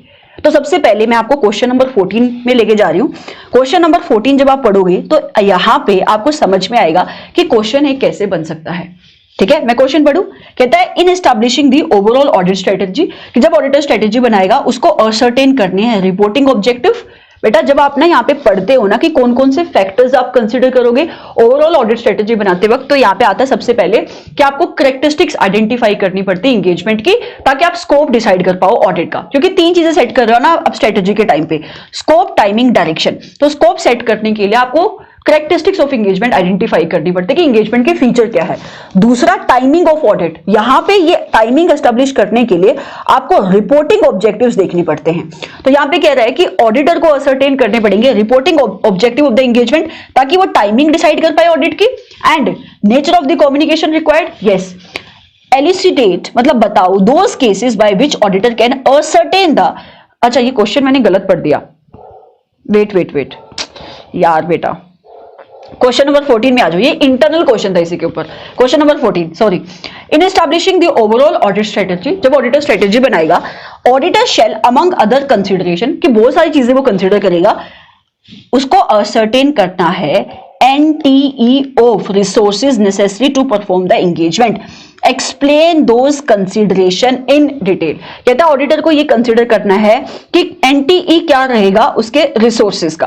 कहता है कि यार मतलब किस नेचर के रिसोर्सेज उसको लगेंगे अपनी ऑडिट को परफॉर्म करने के लिए, किस टाइमिंग पे वो डिप्लॉयमेंट करेगा, कितनी उसको डायरेक्शन सुपरविजन देनी पड़ेगी। अरे ये तो ऊपर आए थे प्रोसेस के अंदर, यस। वो कह रहे हैं कुछ मैटर वो कंसिडर करेगा, आप उन मैटर को बताओ वो मैटर कौन से हैं। सो दैट मीन्स वो आपसे फैक्टर पूछ रहा है जिन फैक्टर्स को ऑडिटर कंसिडर करेगा जब वो अपनी ओवरऑल ऑडिट स्ट्रेटजी को एस्टैब्लिश करेगा। अच्छा, तो मतलब मुझे खाली उनके नाम बताने हैं, यस। देखो अगला उसने क्वेश्चन कैसे भी आ सकता है, ऐसे भी, factors to be considered by you मतलब auditor while establishing the overall audit strategy. तो बेटा आपको ना खाली ये जो बाहर नाम लिखे हुए ये लिखना है, number 1, number 2 and number 3, number 4। मुझे आपसे सिर्फ ये 4 पॉइंट लिख के लेने हैं, ये कि सबसे पहले आप कंसिडर करोगे क्या, आप आइडेंटिफाई करोगे एंगेजमेंट के कैरेक्टरिस्टिक्स, फीचर्स क्या हैं, ताकि आप डिफाइन कर पाओ स्कोप। मैम उसके अंदर मैं क्या देखूंगा, ये क्वेश्चन आपसे नहीं पूछ रहा है, समझ रहे हो। दूसरा आपको असर्टेन करना पड़ेगा एंगेजमेंट के रिपोर्टिंग ऑब्जेक्टिव क्या है, ताकि आप ऑडिट की टाइमिंग को डिसाइड कर पाओ एंड कम्युनिकेशन के नेचर को डिसाइड कर पाओ कि किस टाइप की कम्युनिकेशन यहाँ पे होगी। ऑल्सो जो आपने अभी ऊपर प्रिलिमिनरी एंगेजमेंट एक्टिविटीज परफॉर्म करी ना, you will consider the result of those preliminary engagement activities. इसके साथ साथ अगर आपने पहले भी कोई एंगेजमेंट परफॉर्म करी है, राइट, उस एंगेजमेंट के रिलेशन में एंगेजमेंट पार्टनर को कोई नॉलेज है, आप उस नॉलेज को भी कंसीडर करोगे। Apart from that auditor will consider all those factors. इनके अलावा अगर एंगेजमेंट पार्टनर को लगता है कि एंगेजमेंट टीम के मेंबर के डायरेक्ट एफर्ट को डायरेक्शन देने के लिए मुझे कोई और फैक्टर भी जरूरी लग सकते हैं, तो उन फैक्टर को भी कंसीडर करेगा। So he will consider the factors which in auditor's professional judgement are significant in directing the engagement team's effort. तो टोटल 4 पॉइंट आपको यहां पे लिखने हैं और ये क्वेश्चन बन जाएगा आपके 4 नंबर का या 3 नंबर का। आपको ये समझ में आ रहा है, मतलब आपको इंडिविजुअली इन पॉइंट को एक्सप्लेन नहीं करना है। अगर आप क्वेश्चन बैंक में इसका आंसर देखने के लिए आओगे तो उसने यहाँ पे यही लिखा हुआ है, देखो सबसे पहले एज पर ऐसे नंबर 300 का उसने नंबर लिखा है, नाम बताया है, ऑडिटर को ओवरऑल ऑडिट स्ट्रेटजी डेवलप करनी पड़ती है ताकि वो एसटीडी डिसाइड कर पाए और जिसके बेसिस पे वो अपने ऑडिट प्लान को डेवलप कर पाए। मैंने क्या बोला, ऑडिट स्ट्रेटजी की डेफिनेशन आपको अलग से लिखने को नहीं आएगी, बट किसी क्वेश्चन के अंदर आप उसको लिख सकते हो। जैसे कि इन्होंने यहाँ पे जब ऑडिट स्ट्रेटजी आप एस्टैब्लिश करते हो, कौन से फैक्टर को कंसिडर कर रहे हो, इसका आंसर लिखने के लिए उसने मीनिंग लिख दिया पहले, फिर आपने वही 4-5 बातें बताई जो अभी मैंने आपके साथ डिस्कस करी। 4 बातें वही है एंड 5वीं बात जो इसने क्वेश्चन के अंदर लिख के दी थी, that you will ascertain the NTE of the resources to be required, ये वाली बात। क्या आपको ये डिस्कशन समझ में आ रही है? यस।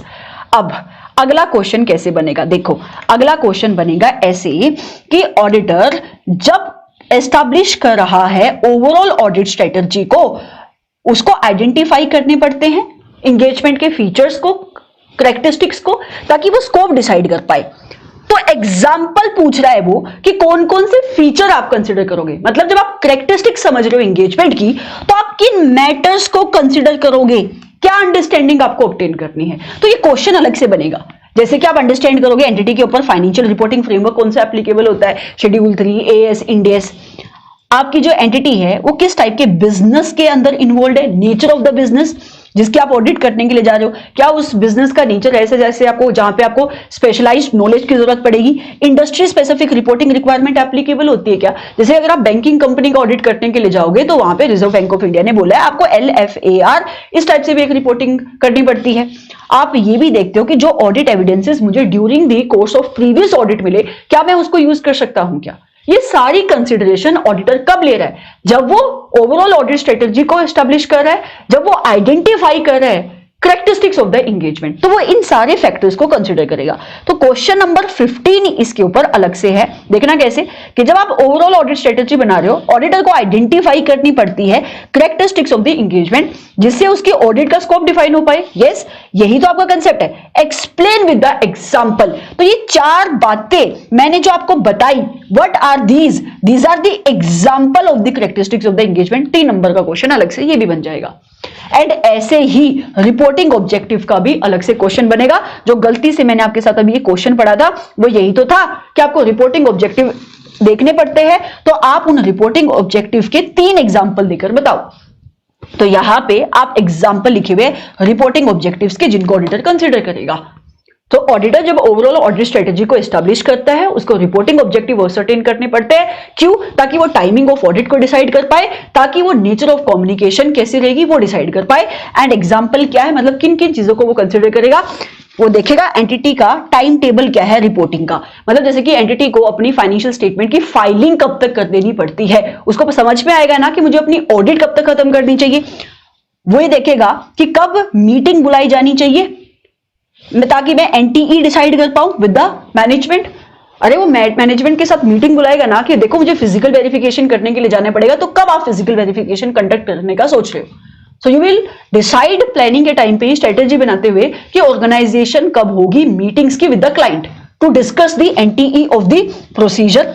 डिस्कशन कब करोगे मैनेजमेंट की, मैनेजमेंट के साथ मीटिंग कब बुलाओगे, डिस्कशन कब करोगे, किस चीज को लेकर कि किस टाइप की हम रिपोर्ट बनाएंगे, किस टाइमिंग तब आपको रिपोर्ट हम डिस्कस कर देंगे, रिपोर्ट हम आपको इशू कर देंगे। Also you will discuss with the management regarding the expected communication on the status of the audit work through out the engagement. इसका क्या मतलब हुआ, अरे जैसे जैसे ऑडिट आगे जाती रहती है तो आप उनको स्टेटस तो बताओगे ना कि ये मेरी फाइंडिंग्स है, इतना मेरा काम हो गया है, तो किस किस टाइप के ऊपर आपको ये स्टेटस उनको बताना है। तो ये सारी चीजें आप एडवांस में ही डिसाइड कर लेते हो। तो यहाँ पे टाइम टेबल आ रहा है और मीटिंग बुलाने के टाइम्स आ रहे हैं। जो डिस्कशन आप मैनेजमेंट के साथ कर रहे हो उनकी टाइमिंग क्या रहेगी, डिस्कशन किस चीजों को लेकर कर रहे हो, एनटीई ऑफ द प्रोसीजर कि क्या आप काम करोगे, राइट। दूसरा स्टेटस कब बताओगे उनको काम का। तीसरा expected type and format of the reporting, timing of the reporting कि किस टाइप की रिपोर्ट आप इशू करोगे एंड किस टाइम तक ये रिपोर्ट उनको चाहिए होगी। ये सारी डिस्कशन आपको मैनेजमेंट को करनी पड़ेगी। ये कम्युनिकेशन के अंदर आ गया। तो ये क्वेश्चन आपको अलग से देखने को मिल सकता है। एंड जब आप क्वेश्चन नंबर 13 का आंसर देने के लिए जाओगे तो यही सारी चीजें आपको यहाँ पे देखने को मिलेगी। मैम यहाँ पे तो टोटल 5 पॉइंट लिखे हुए, यस ये 5 पॉइंट है। आप इसमें एक एक्स्ट्रा पॉइंट एंगेजमेंट टीम वाला भी ऐड कर सकते हो। ये रहा, expected nature and timing of the communication among engagement team के members including the NTE of engagement team की meetings and timing of the review of work performed. Basically ये कह रहा है कि आप ना जब रिपोर्टिंग ऑब्जेक्टिव असर्टेन करते हो उस टाइम पे ये भी डिसाइड कर लेते हो कि मुझे एंगेजमेंट टीम के मेंबर्स की मीटिंग कब बुलानी है, कब उनको मीटिंग्स के अंदर ब्रीफिंग देनी है, कैसे उनको डी ब्रीफिंग की मीटिंग्स बुलानी है, कैसे जब वो काम करके लेकर आ रहे हैं उनकी फाइंडिंग्स को मीटिंग के अंदर डिस्कस करना, कब वो मीटिंग होगी, तो उसकी टाइमिंग वगैरह क्या रहेगी, ये भी आप स्ट्रेटेजी बनाते वक्त डिस्कस कर सकते हो। सो एक टाइम टेबल का पॉइंट आया, 3 पॉइंट आया आपके डिस्कशन विद द मैनेजमेंट के, और एक पॉइंट आया discussion with the engagement team के मेंबर। ऐसे आपके इस क्वेश्चन का आंसर बनेगा। ये क्वेश्चन अलग से एग्जाम के अंदर आ सकता है। तो टोटल, हाँ ये 5वां point NTE of the resources ये हो चुका है, राइट। टोटल मिला के इधर से कितने क्वेश्चन निकले फैक्टर्स के ऊपर? एक क्वेश्चन पूरा ब्रीफ में जहां पे आपको ये सारे के सारे 5 फैक्टर्स लिखने हैं। एक क्वेश्चन आपका बना कैरेक्टरिस्टिक्स ऑफ एंगेजमेंट के एग्जाम्पल का, एक क्वेश्चन बना रिपोर्टिंग ऑब्जेक्टिव के एग्जाम्पल का। क्या आपको ये समझ में आया? चलो अभी हम आगे बढ़ेंगे। Development of the audit plan. अगर आपने एक बार स्ट्रेटेजी बना ली, क्या उस स्ट्रेटेजी के बेसिस पे ऑडिटर अपना प्लान बनाएगा? यस। ये जितना भी ऊपर लिखा हुआ है ना, ये आपको रट्टा नहीं मारना है, इसको खाली रीड करना है बस। क्वेश्चन आएगा एग्जाम के अंदर डिस्क्रिप्शन ऑफ ऑडिट प्लान। मैं आपको ना एसएम का क्वेश्चन नंबर 2 दिखाना चाहूंगी, कैसे आपको एग्जाम में इसके ऊपर क्वेश्चन देखने को मिल सकता है, राइट। क्वेश्चन है, सीए मैरी है, जब वो प्लानिंग कर रही थी of audit of a company, तो उसको एक ऑडिट मिली होगी किसी कंपनी की, उस ऑडिट की प्लानिंग कर रही थी। उसको ये फील हुआ that she would inquire from in house legal counsel of the company status of pending litigation matter against the company to identify and assess the risk of material misstatement. कहता है कि CA Mary planning कर रही थी और planning के time पे वो ये सोच रही है कि मुझे इंक्वायरी करनी पड़ेगी आपकी एंटिटी के इन हाउस लीगल काउंसिल के साथ, इंटरनल जो एडवोकेट है उसके साथ, ताकि वो आइडेंटिफाई कर पाए कि रिस्क कितना है पेंडिंग लिटिगेशन मैटर्स के अंदर, इस एरिया में कितना रिस्क है। Considering the about description are you able to identify the said procedure. पहले तो आप ये बता दो, क्या आपको ये प्रोसीजर समझ में आ रहा है बेटा? यस, मुझे तो आ रहा है। अगर आपने ऐसे नंबर 501 पढ़ा है तो आप एकदम से समझ पाओगे इसको। अगर आपने 501 नहीं भी पढ़ा है, 315 तो पढ़ा होगा, तो क्या ये एक रिस्क असेसमेंट प्रोसीजर है? यस, ऑल्दो ये स्पेसिफिकली प्रोसीजर 501 में लिखा हुआ है। जब हम लिटिगेशन एंड क्लेम वाला जो सेकंड एलिमेंट है 501 जो डिस्कस कर रहा है उसको पढ़ते हैं, वहां पे लिखा हुआ है कि आप एक काम क्या कर सकते हो, while identifying the risk as a risk assessment procedure, आप एंटिटी के जो लीगल काउंसिल है, इंटरनल लीगल काउंसिल, उससे इंक्वायरी कर सकते हो। तो वो इंक्वायरी कर रही है उससे, तो ये रिस्क असेसमेंट प्रोसीजर परफॉर्म करी। इतना समझ में आ रहा है? देखो ये क्वेश्चन पूछा उसने। यस। दूसरा, where these identified procedure are included in accordance with essay number 300। तो मुझे बताओ एनटीई ऑफ रैप किधर आता है? डिस्क्रिप्शन ऑफ ऑडिट प्लान के अंदर आता है। 3 चीजें आती है ना वहां पे, NTE of RAP, NTE of F and other plan audit procedure. तो आगे तो उसने सीधा लिखा है डिस्क्रिप्शन ऑफ ऑडिट प्रोसीजर, जो ऑडिटर प्लान के अंदर इंक्लूड करता है। आप वो डिस्क्रिप्शन बताओ कि डिस्क्रिप्शन ऑफ ऑडिट प्लान में क्या आएगा। तो ये तो बहुत सिंपल सा क्वेश्चन है, शायद इस टाइप का क्वेश्चन ना आए, ऐसा आ जाए। जो भी क्वेश्चन आएगा आंसर तो वही बनेगा। तो वापस आ जाओ कंसेप्ट के अंदर। जब ऑडिटर स्ट्रेटेजी बनाने के बाद अपना प्लान बनाएगा, प्लान के अंदर 3 चीजें उसको रखनी पड़ेगी। नंबर 1, एनटीई ऑफ रैप क्या रहेगा, एनटीई ऑफ फैप क्या रहेगा, and other planned audit procedure जो ऑडिटर परफॉर्म करेगा। अच्छा, ये अदर प्लान्ड ऑडिट प्रोसीजर मतलब जो ऑडिटर को ठीक लगते हैं according to his professional judgement, in order to ensure कि जो ऑडिट वो परफॉर्म कर रहा है that audit complies with the requirement of standards on auditing. क्या आपको ये डिस्कशन समझ में आई? यस। एंड दूसरा क्वेश्चन उसने आपसे क्या पूछा था एग्जाम के अंदर अभी, कि इस गिवन सर्कमस्टांस के अंदर सीए मैरी क्या परफॉर्म कर रही है, उस प्रोसीजर को आप क्या बोलोगे? It is a planned risk assessment procedure. वो रैप लगा रही है बेटा। क्या ये डिस्कशन ठीक है? यस। आगे बढ़ना चाहेंगे। चलो, other points related to planning activity. यहां पे अलग अलग पॉइंट है प्लानिंग से जुड़े हुए, उस पर अलग अलग क्वेश्चन बन सकता है। जैसे कि पहला क्वेश्चन है question number 2, relationship between audit strategy and audit plan. काफी बार ये क्वेश्चन पूछा गया और बहुत ही सिंपल सा कंसेप्ट है कि there is a relationship between strategy and plan. ठीक है, तो क्वेश्चन क्या है? Establishment of overall audit strategy and detailed audit plan are closely interrelated. Explain करो। क्या ये बात सही है? यस मैम, क्योंकि पहले स्ट्रेटेजी बनती है उसके बाद प्लान बनता है, प्लान की बेसिस पे प्रोग्राम बनता है। तो जब तक स्ट्रेटेजी नहीं बनेगी तो प्लान नहीं बनेगा। तो प्लान डिपेंडेंट है स्ट्रेटेजी के ऊपर।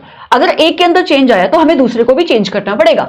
समझ में आ रहा है? यस। तो यही पॉइंट आपको लिखनी है। देखना क्या कह रहा है वो, ऑडिट स्ट्रेटेजी बनती है before the audit plan. Yes, strategy पहले बनती है उसके बाद प्लान बनता है, लेकिन ऑडिट प्लान ज्यादा डिटेल्ड होता है स्ट्रेटेजी से, ऑब्वियसली, क्योंकि आप स्ट्रेटेजी के अंदर तो स्कोप, टाइमिंग, डायरेक्शन बता रहे हो कि मेरे ऑडिट का स्कोप क्या है। अभी जब प्लान बना रहे हो उसके अंदर आप एनटीई बता रहे हो कि मैं कौन कौन से प्रोसीजर परफॉर्म करूंगा, उनका एनटीई क्या रहेगा। सो स्ट्रेटजी से ज्यादा डिटेल्ड प्लान है। ऑडिट स्ट्रेटजी और प्लान एक दूसरे से जुड़े हुए हैं। क्यों? क्योंकि एक में अगर आपने चेंज किया तो दूसरा चेंज हो जाएगा। ऑडिट स्ट्रेटजी गाइडलाइंस प्रोवाइड कराती है for the development of audit plan. अरे अभी मैंने आपको जो मीनिंग बताया स्ट्रेटजी का वो यही तो था कि स्ट्रेटजी के अंदर आप एसटीडी डिसाइड करते हो, मतलब स्कोप, टाइमिंग, डायरेक्शन क्या रहेगा आपका काम का वो डिसाइड करते हो। उसके बेसिस पे ओवरऑल ऑडिट प्लान डेवलप होता है। डिटेल्ड ऑडिट प्लान में क्या होता है? डिस्क्रिप्शन 3 चीजों की, NTE of the procedure, audit procedure, ताकि आप sufficient and appropriate audit evidences collect कर पाओ। देखो इसको लिखने का तरीका बहुत सिंपल है। एक लिख दो डेफिनेशन ऑडिट स्ट्रेटजी की, एक लिख दो डिस्क्रिप्शन ऑफ ऑडिट प्लान, 3 चीजें कौन सी आती है, फिर लिख दो इन दोनों के बीच में रिलेशनशिप है, दीज आर इंटर रिलेटेड, क्योंकि अगर एक में चेंज आया तो दूसरा आपका चेंज होगा। एक पॉइंट ये लिख दो कि स्ट्रेटजी से ज्यादा डिटेल्ड ऑडिट प्लान होता है। ऐसे आपको 4 पॉइंट मिल जाएंगे। So it is a very simple question. ठीक है, आगे बढ़ेंगे। Change to the planning decision during the course of audit. देखो हमने ना ऊपर एक कंसेप्ट पढ़ा कि audit planning it is an iterative process, ongoing process है। ये जब तक चलती है, जब तक इस साल की ऑडिट खत्म नहीं होगी। तो इसका मतलब ऐसा नहीं है कि आपने एक बार जो प्लान बना दिया वो चेंज नहीं होगा। प्लान के अंदर आपको चेंज करना पड़ेगा। तो किन किन रीजंस की वजह से आपको ऑडिट प्लान के अंदर चेंज करना पड़ सकता है? This is your question. सुनना, क्वेश्चन कैसे आएगा एग्जाम के अंदर? As a result of unexpected event, ये खुद ही बता रहा है। अनएक्सपेक्टेड इवेंट की वजह से कंडीशन चेंज होगी, या फिर कुछ नए ऑडिट एविडेंसेस आपको मिल गए during the course of your audit, right, जिसकी वजह से आपको स्ट्रेटजी और प्लान चेंज करना पड़ सकता है। एक्सप्लेन करो। इतना अगर ये बता देगा तो फिर आपको लिखने को कुछ बचेगा नहीं, तो इतना ज्यादा एलोबरेटेड आएगा, कम चांसेस है। बट एनीवेज, आपने क्या बोला खाली कि जैसे जैसे ऑडिट आगे चलती रहेगी सर्कमस्टांसेस ऐसे रहेंगे जिसकी वजह से आपको प्लान को रिवाइज करना पड़ सकता है। एक्सप्लेन करो। हम इस बात से बिल्कुल अग्री करते हैं और ये सारे पॉइंट यहाँ पे लिखे हुए हैं। सुनना, कहता है ऑडिटर अपडेट करेगा, चेंज करेगा अपनी ओवरऑल ऑडिट स्ट्रेटजी को एंड ऑडिट प्लान को necessary during the course of audit. नीचे उसने फैक्टर लिखे हुए हैं जो क्वेश्चन में भी लिखे हुए थे कि किन किन रीजंस की वजह से आपको अपनी प्लानिंग चेंज करनी पड़ सकती है अगर कुछ अनएक्सपेक्टेड इवेंट हो गया, जैसे आपको फ्रॉड पता लग गया यार during the course of audit. ठीक है, कंडीशन चेंज होगी, इकोनॉमिक एनवायरमेंट चेंज हो गया, नया कॉम्पिटिटर आ गया, रिस्क बढ़ गया, राइट, तो इकोनॉमिक कंडीशन चेंज होगी, या ऑडिट एविडेंसेस ऑडिटर को मिल गए जब उसने प्रोसीजर परफॉर्म किया जिसकी वजह से उसका जो इनिशियल असेसमेंट है रिस्क की वो चेंज होगी, अभी रिस्क बढ़ गया है। सो इन रीजंस की वजह से आपको अपनी प्लान को चेंज करना पड़ सकता है। As a result of which auditor needs to modify the overall audit strategy. और अगर आप स्ट्रेटजी मॉडिफाई करोगे तो प्लान भी मॉडिफाई करोगे, एंड प्लान के अंदर आपका क्या लिखा हुआ होता है? NTE of the further audit procedure. तो accordingly you will revise the NTE of the further audit procedure based upon the revised consideration of assessed risk. जैसे कि जब आपने प्रोसीजर परफॉर्म करे, देखो प्लानिंग के टाइम पे आपने प्रोसीजर क्या परफॉर्म करने ये सोचा होगा, प्लानिंग करी होगी, बट जब आपने उनको एक्चुअल में परफॉर्म किया आपको बहुत सारी गलतियां मिलना शुरू होगी जो आपने एक्सपेक्ट नहीं करी थी। तो इसकी वजह से आपका जो इनिशियल कंसिडरेशन थी रिस्क को लेकर वो रिवाइज करनी पड़ेगी। अभी आपका रिस्क बढ़ गया तो आपको अपने रिस्पॉन्सेज बढ़ाने पड़ेंगे, मतलब आपको अपना फर्दर ऑडिट प्रोसीजर का एनटीई बढ़ाना पड़ेगा, और ये फर्दर ऑडिट प्रोसीजर का एनटीई प्लान के अंदर लिखा हुआ है, तो मतलब आपको प्लान को चेंज करना पड़ेगा। ये यहां पे वही लिखा हुआ है। ये कब हो सकता है? ये तब होगा, दिस इज द केस, जब ऑडिटर के सामने ऐसी इंफॉर्मेशन आई जो इंफॉर्मेशन उसके पास अवेलेबल नहीं थी जब उसने इनिशियली ऑडिट को प्लान किया। फॉर एग्जांपल, ऑडिटर को ऑडिट एविडेंसेस मिले through performance of the substantive audit procedure जो दैट में contradict the audit evidences obtained through the test of control. इसका मतलब क्या है? सिंपल सी बात है, जब आप टीओसी लगा रहे हो तो आपको ना एविडेंसेस मिल रहे हैं that controls are operating effectively, but आपने जब सब्सटेंसिव ऑडिट प्रोसीजर परफॉर्म करना शुरू किया तो गलतियां मिलना शुरू होगी। अरे अगर कंट्रोल आर ऑपरेटिंग इफेक्टिवली तो फिर गलतियां क्यों मिल रही हैं? तो मतलब आपकी अंडरस्टैंडिंग चेंज होगी ना, उधर रिस्क बढ़ गया तो आप रिस्पॉन्सेज बढ़ा दोगे, आप ज्यादा सब्सटेंसिव प्रोसीजर आप परफॉर्म करोगे। क्या आपको ये समझ में आ रहा है? तो ये आपको सारा इधर लिखना पड़ेगा। ये एक बहुत इंपॉर्टेंट क्वेश्चन है, so mark this question as very important. आगे बढ़ेंगे, ये क्वेश्चन भी अलग से आ सकता है और काफी बार आया है।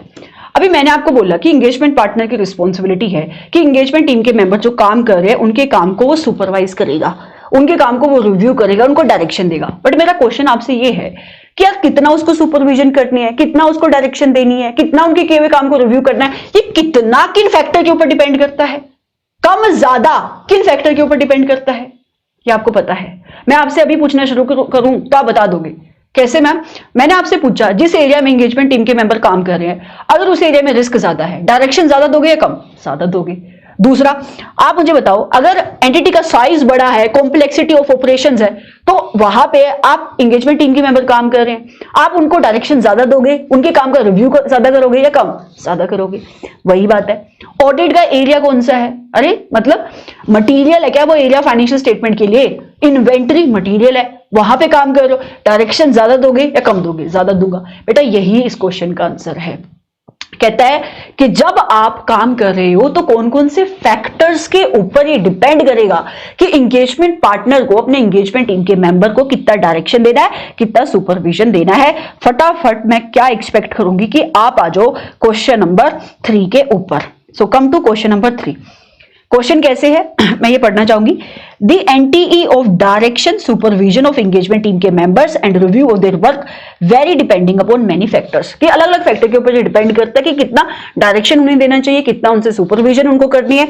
एक्सप्लेन करो वो फैक्टर। बस ऐसे ही इस क्वेश्चन का आंसर लिखा हुआ है कि discuss few factors affecting the supervision review of the work. Explain करो वो फैक्टर्स जिनके ऊपर डायरेक्शन सुपरविजन वगैरह अफेक्ट होती है। सो ये वो फैक्टर्स है, मैं पढ़ देती हूँ। Number 1 is size and complexity of the entity. जितना बड़ा साइज, जितनी ज्यादा कॉम्प्लेक्सिटी, उतनी ज्यादा डायरेक्शन देनी पड़ेगी। और area of the audit, significant area है, more review, more direction, more supervision. वहां पे रिस्क कितना है? Risk of material misstatement. अगर रिस्क ऑफ मटेरियल मिसस्टेटमेंट उस एरिया में ज्यादा है तो डायरेक्शन ज्यादा, सुपरविजन ज्यादा। Capability and competence of the engagement team के members who are doing the work. अभी जो काम कर रहा है वो कॉम्पिटेंट है तो फिर आप उसको डायरेक्शन कम दोगे तो भी चलेगा, लेकिन जो काम कर रहा है अगर वो कॉम्पिटेंट नहीं है तो फिर आपको डायरेक्शन उधर ज्यादा देनी पड़ेगी। अगर उनकी कैपेबिलिटी अच्छी नहीं है तो फिर आपको उनको डायरेक्शन ज्यादा देनी पड़ेगी। क्या आपको ये समझ में आया? यस। एक क्वेश्चन ये भी है आई थिंक बुक के अंदर, डॉक्यूमेंटेशन करना, राइट? ये शायद आपको मिल जाएगा क्वेश्चन बैंक के अंदर ही। डॉक्यूमेंटेशन करना, ऑडिटर ने जो भी काम किया, मतलब क्या काम किया? आपने स्ट्रेटेजी बनाई, ऐसे नंबर 300 कहते हैं, उसको डॉक्यूमेंट करोगे। आपने ऑडिट प्लान बनाया, स्ट्रेटेजी के बेसिस पे डॉक्यूमेंट करोगे। During the course of audit आपने अभी देखा कि आपको स्ट्रेटेजी और प्लान को चेंज करना पड़ सकता है, तो जो भी सिग्निफिकेंट चेंजेस आपने करे स्ट्रेटेजी के अंदर, प्लान के अंदर, डॉक्यूमेंट करोगे। तो जिन रीजंस की वजह से वो चेंजेस हुए उसको भी आप डॉक्यूमेंट करोगे। तो ये वेल अंडरस्टूड क्वेश्चन है। यस। इसके बाद भी एक और बहुत ही इंपॉर्टेंट क्वेश्चन है जो एग्जाम के अंदर आ सकता है, consequences of failure to document the strategy and audit plan. कि क्यों आपको ये स्ट्रेटेजी और प्लान को डॉक्यूमेंट करना है, और अगर आपने इसको डॉक्यूमेंट नहीं किया इसके कॉन्सिक्वेंसेज क्या हो सकते हैं। ये क्वेश्चन आपको देखने को मिलेगा मॉड्यूल का क्वेश्चन नंबर 3। क्वेश्चन क्या है? As the auditor of a company fails to document the strategy and audit plan. आप ऑडिट कर रहे थे किसी कंपनी की, आपने स्ट्रेटेजी और प्लान को डॉक्यूमेंट नहीं किया, तो briefly explain the consequences of such failure. बताओ इसके कॉन्सिक्वेंसेज क्या हो सकते हैं। देखो इन्होंने आंसर कैसे लिखा, ध्यान से सुनना। आंसर में ना, जैसे मैं आपको ये 4-5 पॉइंट है, 4 पॉइंट आई थिंक, जैसे मैं आपको लिखवा रही हूं वैसे लिखोगे। सबसे पहले मीनिंग है, पहले पॉइंट के अंदर मीनिंग ऑफ ऑडिट स्ट्रेटेजी का, फिर मीनिंग है ऑडिट प्लान का, ठीक है। फिर आपको meaning of sorry meaning in the sense की मीनिंग ऑफ, हाँ ऑडिट स्ट्रेटेजी आप लिख लो बस, ऑडिट प्लान का, and significant changes in plan and strategy, ये तीसरा पॉइंट है। एंड लास्ट में बता रहा है कि अगर आपने नहीं किया तो कॉन्सिक्वेंसेस क्या हो सकते हैं। तो मतलब जो क्वेश्चन पूछ रहा है वो अगला पॉइंट जो क्वेश्चन ने पूछा है कि अगर आप स्ट्रेटेजी को नहीं डॉक्यूमेंट करोगे, प्लान को नहीं डॉक्यूमेंट करोगे, तो उसके फेलियर के कॉन्सिक्वेंसेस क्या हो सकते हैं। That is your last point. लिखना आपको सारा है। तो सबसे पहले कहता है देखो अगर आप डॉक्यूमेंट करते हो तो क्या होगा। तो पहले 3 पॉइंट ये है कि अगर आप स्ट्रेटेजी को डॉक्यूमेंट करोगे तो आपको क्या मिलेगा वहां से, बेनिफिट। तो मैंने इसको ये भी बोला है कि क्वेश्चन ये भी आ सकते हैं, what are the benefit of documentation of strategy and plan. कि जब आप डॉक्यूमेंट करते हो ओवरऑल ऑडिट स्ट्रेटेजी को, तो ऑडिटर को रिकॉर्ड मिलता है कि कौन कौन से डिसीजन उसने कंसीडर करे, अरे कौन कौन से फैक्टर उसने कंसीडर करे to plan the audit and to communicate the significant matter to the engagement team के मेंबर। ठीक है मैम, अगर मुझे ये पॉइंट नहीं याद आ रहे तो आप नहीं याद आ रहे तो वहां पे लिख सकते हो कि जब आप डॉक्यूमेंट करते हो ओवरऑल ऑडिट स्ट्रेटेजी को, तो ऑडिटर के पास एक रिकॉर्ड होता है कि उसने क्या कंसीडर किया to develop the overall audit strategy, right. And जब आप डॉक्यूमेंटेशन करते हो ऑडिट प्लान की, तो ऑडिट प्लान में क्या 3 चीजें आती है ma'am, NTE of RAP, FAP, other planned audit procedure. तो मतलब अगर ऑडिटर अपने ऑडिट प्लान को डॉक्यूमेंट कर रहा है तो उसके पास रिकॉर्ड है, प्लान्ड एंटी ऑफ रैप क्या है, फैप क्या है, राइट? फैप क्यों लगाते हो? In order to respond to the risk. And also ये शो करता है कि ऑडिटर ने जो प्लानिंग करी है वो प्लानिंग अप्रोप्रिएटली करी है। तो it shows a proper record of planning which is done by the auditor. And ये जो प्लान है, प्लान को परफॉर्म करने से पहले इसका प्रॉपर रिव्यू हुआ है, इसका अप्रूवल किया गया है। ऊपर तीसरा क्या पॉइंट आया, तभी आप डॉक्यूमेंट करो अगर आपने चेंज किया स्ट्रेटेजी के अंदर, प्लान के अंदर। तो जब आप डॉक्यूमेंट कर रहे हो तो आपके पास रिकॉर्ड है कि कौन कौन से सिग्निफिकेंट चेंजेस आए स्ट्रेटेजी के अंदर, प्लान के अंदर। एंड क्योंकि स्ट्रेटेजी प्लान चेंज हुई तो ऑटोमेटिकली इसकी वजह से एनटीई ऑफ द ऑडिट प्रोसीजर आपने क्या चेंज किया, इट एक्सप्लेन। आपके पास रिकॉर्ड ये भी रहेगा कि क्यों ये चेंजेस किए गए। अरे ऊपर आप ये देखो ना कि इसने लिखा हुआ था कि जब आप डॉक्यूमेंट करोगे तो आप ये डॉक्यूमेंट करो चेंजेस क्या थे और ये क्यों हुए। तो मतलब जब आप डॉक्यूमेंटेशन मेंटेन करो तो आपके पास रिकॉर्ड है ना कि क्या सिग्निफिकेंट चेंजेस हुए एंड क्या क्यों हुए ये चेंजेस, और अल्टीमेटली चेंज होने के बाद फाइनल ऑडिट स्ट्रेटजी और प्लान क्या था जो अडॉप्ट किया गया। और अगर आप ऐसा नहीं करते हो तो क्या कॉन्सिक्वेंसेस हो सकते हैं, ये लास्ट पॉइंट है कि अगर ऑडिटर डॉक्यूमेंट नहीं करता स्ट्रेटजी को, प्लान को, तो वो अपनी ऑडिट को इफेक्टिव और एफिशिएंट वे में परफॉर्म नहीं कर पाएगा। वो ये प्रूव नहीं कर पाएगा कि मैंने जो अपनी ऑडिट प्लान करी है, परफॉर्म करी, वो स्टैंडर्ड के अकॉर्डिंग परफॉर्म करी। तो बेनिफिट क्या है, having a proper documentation with respect to planning helps the auditor to prove that yes he has planned and perform the audit as per standards on auditing. This is your another question.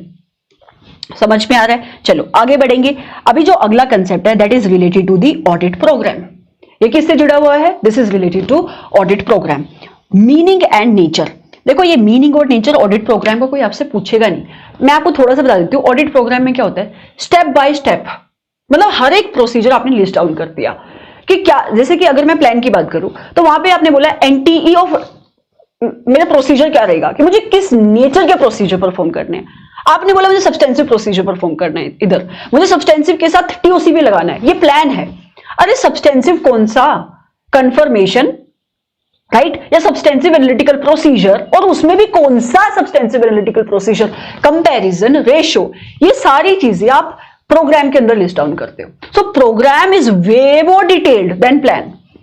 इसलिए आप define करते हो कि कौन काम करेगा, किस area में काम करेगा, कब प्रोसीजर परफॉर्म किया जाएगा, कौन काम को रिव्यू करेगा, each and everything is written in the programme. So audit programme के अंदर आप सीरीज में वेरिफिकेशन के प्रोसीजर लिखते हो सीक्वेंस में, जिनको आप अप्लाई करोगे while doing the audit of financial statement. और ये प्रोसीजर आप क्यों परफॉर्म कर रहे हो, ताकि आपको sufficient and appropriate audit evidences मिल पाए। अच्छा, आपको sufficient and appropriate audit evidences क्यों चाहिए, ताकि आप ओपिनियन दे पाओ। तो ये मीनिंग लिखने का कोई इधर एग्जाम में कोई रेलिवेंस नहीं है, आप इसको रीड करोगे तो भी चलेगा। अच्छा, एग्जाम के अंदर आएगा एक question, periodic review of the audit programme. फटाफट क्वेश्चन नंबर 6 में जाएंगे और एक बार क्वेश्चन देख लेंगे कि क्वेश्चन कैसे बनेगा यहां से। तो बेटा this is your question. Question है, the utility of audit program can be retained and enhanced only by keeping the program and also the client operation and internal control under periodic review so that inadequacies or redundancies of the program may be reviewed, explain, may removed, explain। अच्छा एक बात बताओ, मान लेते पिछले साल भी तुमने क्लाइंट की ऑडिट करी है भाई, है ना, इस साल भी तुम ही कर रहे हो, पिछले साल तुमने प्रोग्राम बनाया, तो इस साल क्या आपको नया प्रोग्राम बनाना पड़ेगा? मैं कहूंगी नया प्रोग्राम बनाने की जरूरत नहीं है, लेकिन क्या आपको कॉन्टिन्यूसली उस प्रोग्राम को रिव्यू करना पड़ेगा कि क्लाइंट के अंदर जो क्लाइंट के ऑपरेशन है उनके अंदर चेंज तो नहीं हुआ, कंट्रोल के अंदर चेंज तो नहीं हुआ, तो मतलब उसको रिव्यू तो करते रहना पड़ेगा। नहीं, ऐसा तो नहीं हो कहीं कि क्लाइंट का ऑपरेशन चेंज हो चुका है, कंट्रोल चेंज हो चुके हैं और तुम पुराना ही प्रोग्राम फॉलो करते आ रहे हो। एक सेकंड रुको।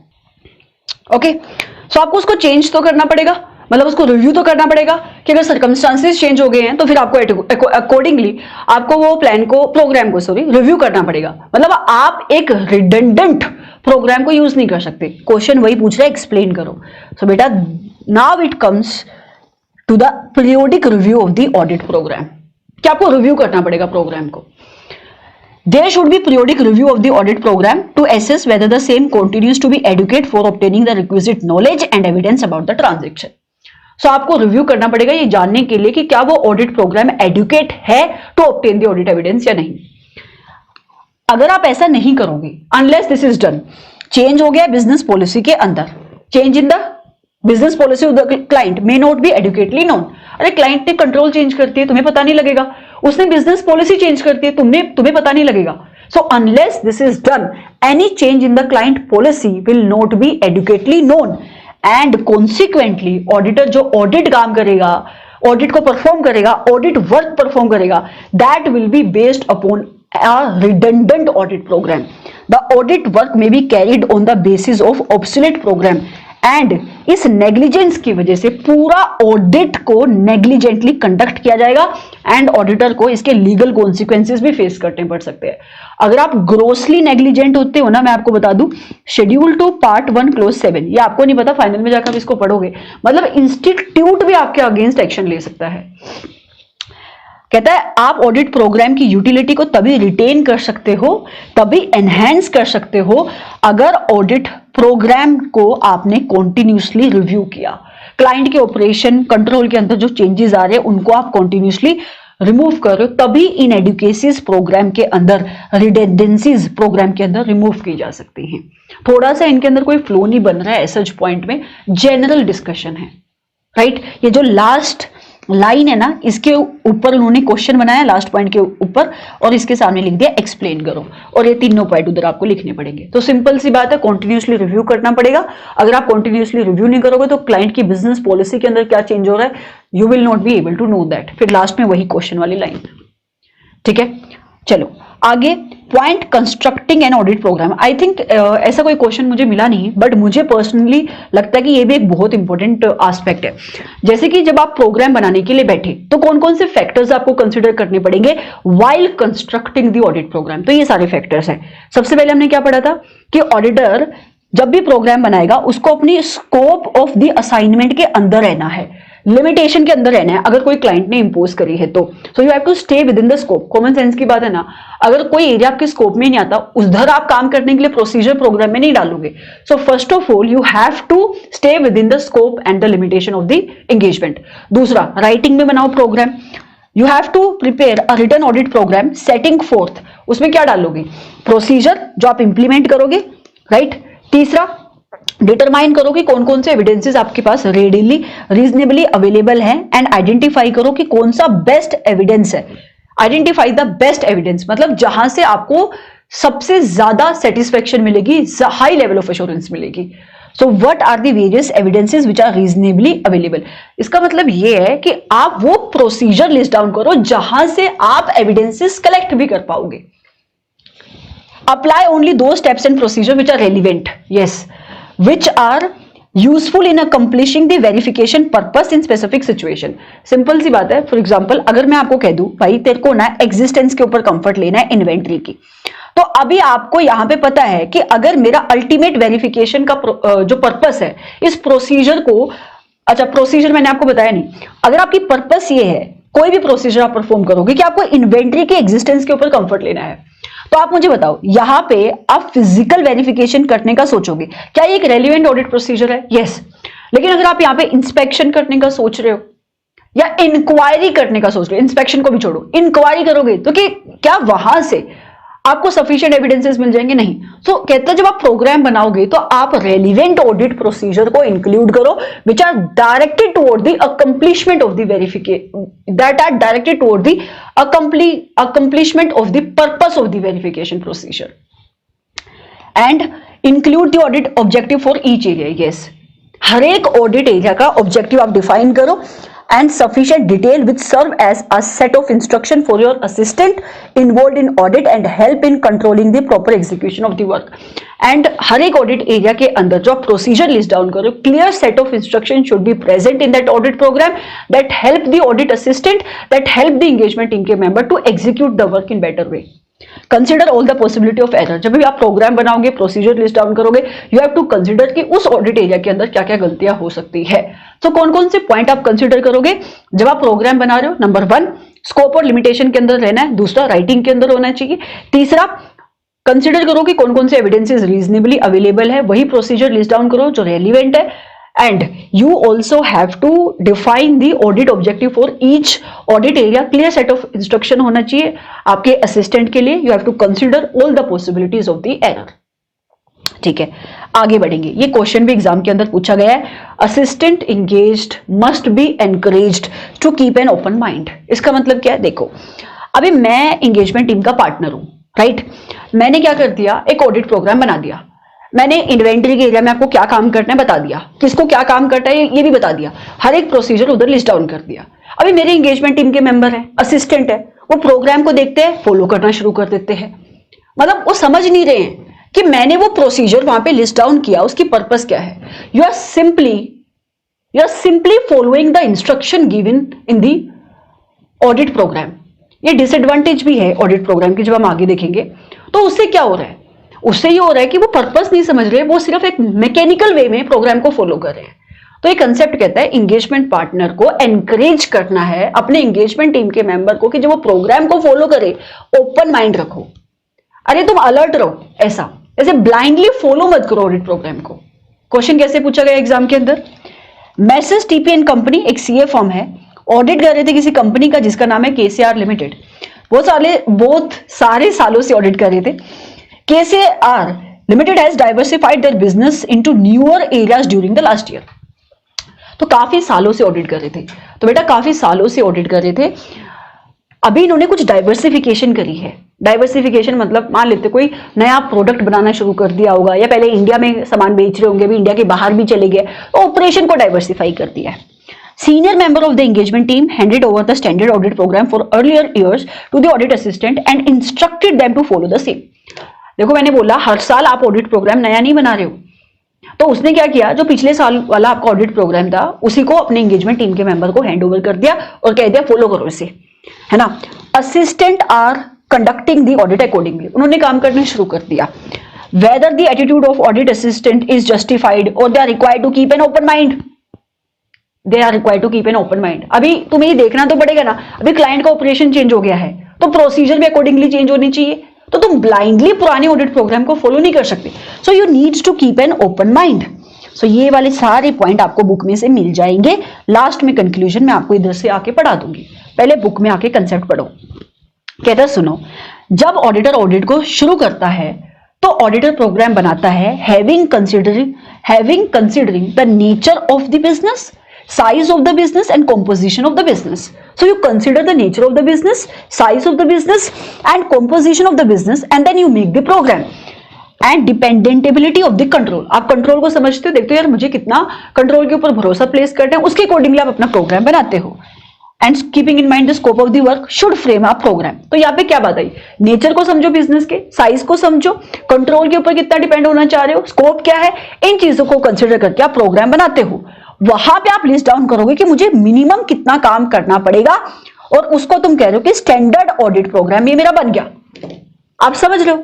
अभी जब आप एक्चुअल में काम करना शुरू करोगे, अभी उसमें प्लस माइनस होता रहेगा. आगे उसमें क्या लिखा, as experience is gained by actually carrying out the work.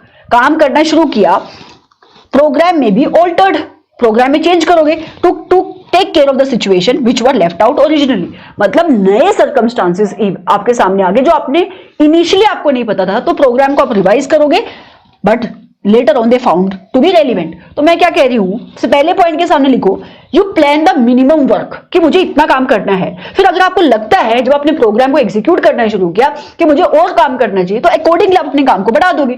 या ऐसा भी हो सकता है कि जब आप काम को करना शुरू करो, ऑडिटर में डिसाइड कि कुछ प्रोसीजर जो उसने प्रोग्राम के अंदर लिखे हैं वो उसको परफॉर्म ना करे, वो ड्रॉप भी कर सकते हैं उन प्रोसीजर को. ड्रॉप इफ रिक्वायर्ड मतलब similarly if any work originally provided proves beyond doubt to be unnecessary और irrelevant, it may be dropped. The assistants are engaged in the job should be encouraged to keep the open mind beyond the program given to mind. कहते हैं तो अपना दिमाग लगाओ, जो programme के अंदर लिखा है ये देखो वो रेलिवेंट है या नहीं, उतना ही करना है या उससे ज्यादा परफॉर्म करने की जरूरत है, या कुछ प्रोसीजर है जिनको आप ड्रॉप कर सकते हो. He should be instructed to note and report significant matters coming to his notice. He मतलब क्या, ये एंगेजमेंट टीम के मेंबर्स की बात कर रहा है, असिस्टेंट की बात कर रहा है कि उनको इंस्ट्रक्शन दो कि जो भी सिग्निफिकेंट मैटर उनके सामने आ रहे हैं वो आपको बताए, अपने सीनियर को बताए, प्रोपराइटर को बताए, अगर ये सोल प्रोपराइटरशिप फर्म है पार्टनर्स को बताए फर्म की, while they are doing the audit। तो यहाँ पे यही सारी चीजें आपको लिखनी है और लास्ट में कंक्लूजन लिख देनी है that in the given case ये जो एटीट्यूड है असिस्टेंट का वो जस्टिफाइड नहीं है, क्योंकि उनको ओपन माइंड मेंटेन करना चाहिए था and they needs to go beyond the program, क्योंकि प्रोग्राम जो बनाया वो पुराने सालों का था, तो न्यू एरिया जहां पे उन्होंने डाइवर्सिफाई किया है उधर वाला काम पुराने प्रोग्राम में नहीं होगा। सो अकॉर्डिंगली उनको अपने प्रोसीजर बढ़ाने चाहिए थे। ये जो सेकेंड पॉइंट है ना, ये कि आप इंक्रीज करो इफ रिक्वायर्ड, तो आपको यहां पे हमारे क्वेश्चन के अंदर और प्रोसीजर परफॉर्म करने चाहिए थे जो आपके ओरिजिनली प्रोग्राम के अंदर नहीं थे। एक क्वेश्चन एग्जाम के अंदर ये भी आ सकते हैं बेटा, what are the advantages of audit programme. ये क्वेश्चन है नहीं है आपके डिस्कशन के अंदर, आई थिंक क्वेश्चन बैंक में, बट आ सकता है अलग से 4 नंबर का क्वेश्चन है। तो बहुत सिंपल से बेनिफिट है, जब आप ऑडिट प्रोग्राम बनाते हो तो जो भी असिस्टेंट काम करेगा, मैंने अभी बताया कि ऑडिट प्रोग्राम के अंदर डिफाइन किया जाता है कि कौन काम करेगा, कौन सा एंगेजमेंट टीम का मेंबर क्या प्रोसीजर परफॉर्म करेगा, तो उसके पास ना क्लियर सेट ऑफ इंस्ट्रक्शन रहते हैं कि उसको क्या काम करना है, क्लैरिटी रहेगी उसके दिमाग के अंदर, पहला advantage.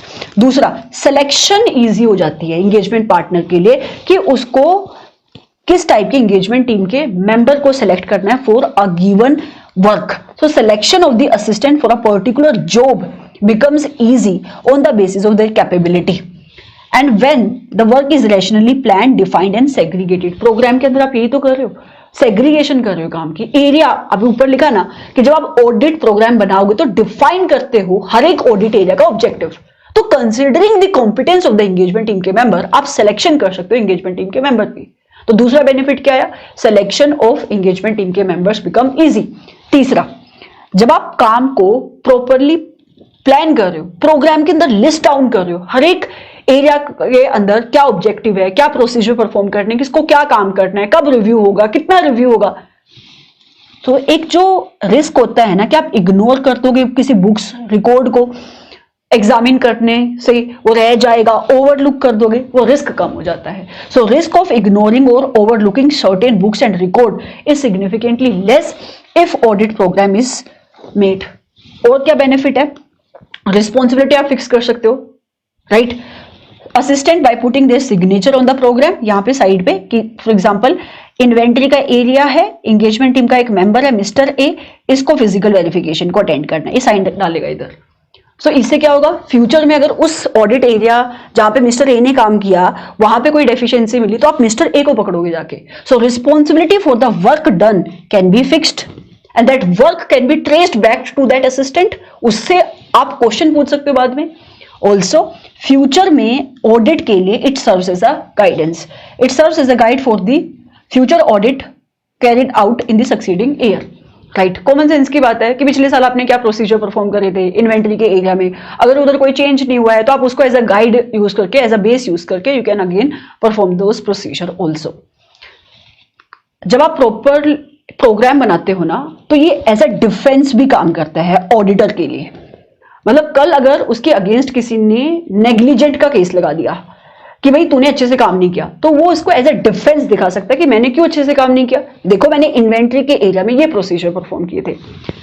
A properly drawn up audit program serves as an evidence in the event of any charge of negligence being brought against the auditor। तो 6 बेनिफिट कौन से आए, बहुत सिंपल से हैं, सिंपल सा। पहला पॉइंट क्या, क्लियर सेट ऑफ इंस्ट्रक्शन रहता है, तो ये बेनिफिट हुआ असिस्टेंट के लिए जो काम कर रहे हैं। दूसरा, ऑडिट प्रोग्राम अगर आपने बनाया है तो सिलेक्शन बेटर वे से कर पाता है एंगेजमेंट टीम का पार्टनर अपने स्टाफ को। ये बेनिफिट किसके लिए हुआ, ऑडिटर के लिए हुआ। एक बेनिफिट ऑडिटर का क्या भी था कि एक प्रॉपरली प्लान्ड ऑडिट प्रोग्राम, एक properly drawn audit program is the right word, it becomes a defence for the auditor in the event of any case of negligence being brought against the auditor, right. और इसका एक benefit ये भी है कि आप responsibility fix कर सकते हो in relation to the work which is done by your assistant, और आने वाले फ्यूचर ऑडिट के लिए ये गाइड का काम करता है। ओके, क्या इसके कोई डिसएडवांटेजेस भी है? यस बेटा, इसकी डिसएडवांटेजेस भी है। क्वेश्चन नंबर 4 है एसएम का, ये वाला, ठीक है। ये वाला क्वेश्चन पढ़ देती हूँ। CA Vikas Jain discussed with his audit team about the advantages and disadvantages of the audit programme. तो सीए विकास जैन अपनी टीम के साथ डिस्कशन कर रहा है कि यार एडवांटेजेस क्या है ऑडिट प्रोग्राम को बनाने की, डिसएडवांटेजेस क्या है। तो एडवांटेजेस तो मैंने बता दी।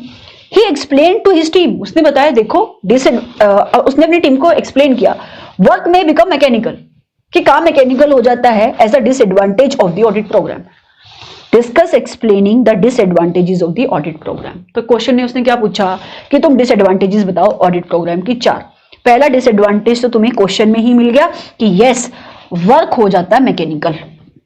क्या है कि आपने लिख के बता दिया कि भाई तुझे ये काम करना है, किसको क्या काम करना है, कब ये काम होना है, तो वो बिना सोचे समझे जैसे रोबोट काम करते हैं ना मैकेनिकल वे में, वैसे काम करेंगे। So work may become mechanical and particular parts of the program may be carried out by the engagement team के member without understanding the purpose for performing that procedure।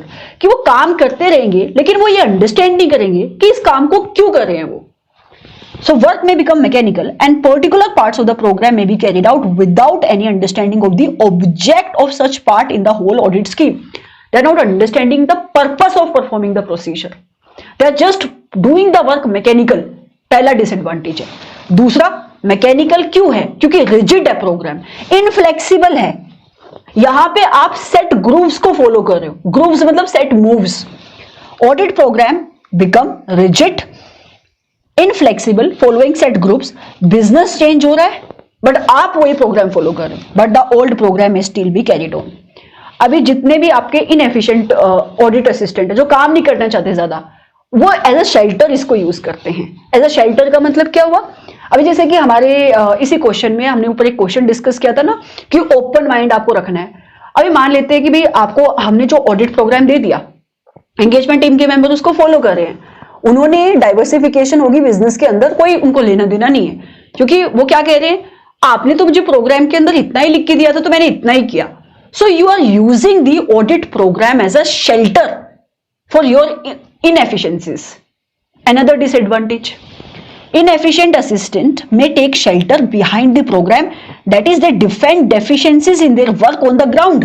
वो अपने काम की deficiencies को छुपाएंगे कि हमें तो इंस्ट्रक्शन ही नहीं मिली, that no instruction in that matter contained in the audit program, जो मैंने आपको भी एग्जांपल दिया। और अभी कोई बंदा खुद से इनिशिएटिव लेना चाहता है, जो हार्ड वर्किंग असिस्टेंट है उसका मोरल टूट जाता है। क्यों? क्योंकि एंगेजमेंट पार्टनर बोला कि जितना तेरे को बोल रहा है ना उतना तू कर। A hard and fast audit program, hard और फास्ट ऑडिट प्रोग्राम का मतलब जिसके अंदर फ्लेक्सिबिलिटी अलाउड नहीं है, may kill the initiative of efficient and enterprising assistant. तो इससे क्या है कि जो हार्ड वर्किंग ऑडिट असिस्टेंट है उनका मोरल ब्रेकडाउन हो रहा है। राइट, आगे चलेंगे। एक और क्वेश्चन है जो एग्जाम में आ सकता है बेटा, this is question number 5। So let me just take you to question number 5 first and then we will discuss this. Evolving one audit program applicable to all audit engagement under all circumstances is not practicable। Explain। मेरी एक CA firm है, मेरे पास 4 audit के client है, मैंने एक client की audit करी, उसके लिए ऑडिट प्रोग्राम बना दिया। दूसरे क्लाइंट की ऑडिट करने के लिए जा रहा हूं, कह रहा है इसी को यूज कर लेता हूं। अरे वहां पे भी इन्वेंट्री का एरिया है, यहां पे भी इन्वेंट्री है, यहां पे भी सेल्स है, उधर भी सेल्स है, यहां भी परचेजेस है, उधर भी परचेजेस है, तो एक ही प्रोग्राम को यूज कर लेता हूं ना सारे के सारे ऑडिट क्लाइंट के लिए। क्या ये प्रैक्टिकेबल है? नहीं। यही एक्सप्लेन करने को कह रहा है। बताओ क्या एक यूनिफॉर्म ऑडिट प्रोग्राम सारी ऑडिट एंगेजमेंट के लिए एप्लीकेबल होगा? नहीं। और उसके रीजन क्या है ये लिखे हुए हैं यहां पे। क्या आपको ये समझ में आ रहा है? ये रीजन क्या है? This is what it is written here.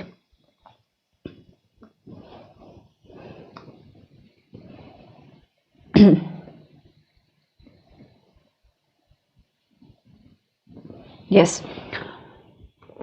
सो इसने रीजन लिखे हुए हैं कि प्रैक्टिकेबल क्यों नहीं होगा, क्योंकि हर एक क्लाइंट का साइज अलग होता है, नेचर ऑफ ऑपरेशंस अलग होता है, सो बिजनेस अलग है, वर्क अलग है, कंट्रोल उधर अलग है, तो इस वजह से आपको प्रोग्राम अलग बनाना पड़ेगा। पहले पॉइंट के सामने लिखो बिजनेस इज डिफरेंट, दूसरे पॉइंट के सामने, मेरा बच्चा तो आपने लिखा होगा, नहीं लिखा तो लिख लो, work is different and controls are different. Evolving one audit program applicable to all the audit engagement under all the circumstance is not practicable। एक ही प्रोग्राम को सारी ऑडिट एंगेजमेंट के लिए यूज करो, प्रैक्टिकेबल नहीं है इन रीजन की वजह से, क्योंकि हर एक क्लाइंट का बिजनेस वेरी करता है, बिजनेस का नेचर अलग हो सकता है, साइज अलग हो सकता है, कॉम्पोजिशन अलग हो सकती है। वर्क जो सूटेबल होगा एक बिजनेस के लिए वो दूसरे बिजनेस के लिए सूटेबल ना हो, मतलब जो प्रोसीजर एक बिजनेस के लिए सूटेबल है दूसरे के लिए सूटेबल ना हो, तो आपको प्रोग्राम अलग बनाना पड़ेगा। कंट्रोल एक बिजनेस के अलग हो सकते हैं, अगर दूसरे बिजनेस के अलग हो सकते हैं। Efficiency and operation of control and exact nature of service to be rendered by the auditor differs from the assignment to assignment। Yes, और एग्जैक्टली आप किसके लिए क्या काम कर रहे हो, ये भी तो आपका असाइनमेंट टू असाइनमेंट वेरी करेगा। सो इन रीजंस की वजह से एक ऑडिट प्रोग्राम को आप सारे डिफरेंट ऑडिट क्लाइंट के लिए यूज नहीं कर सकते।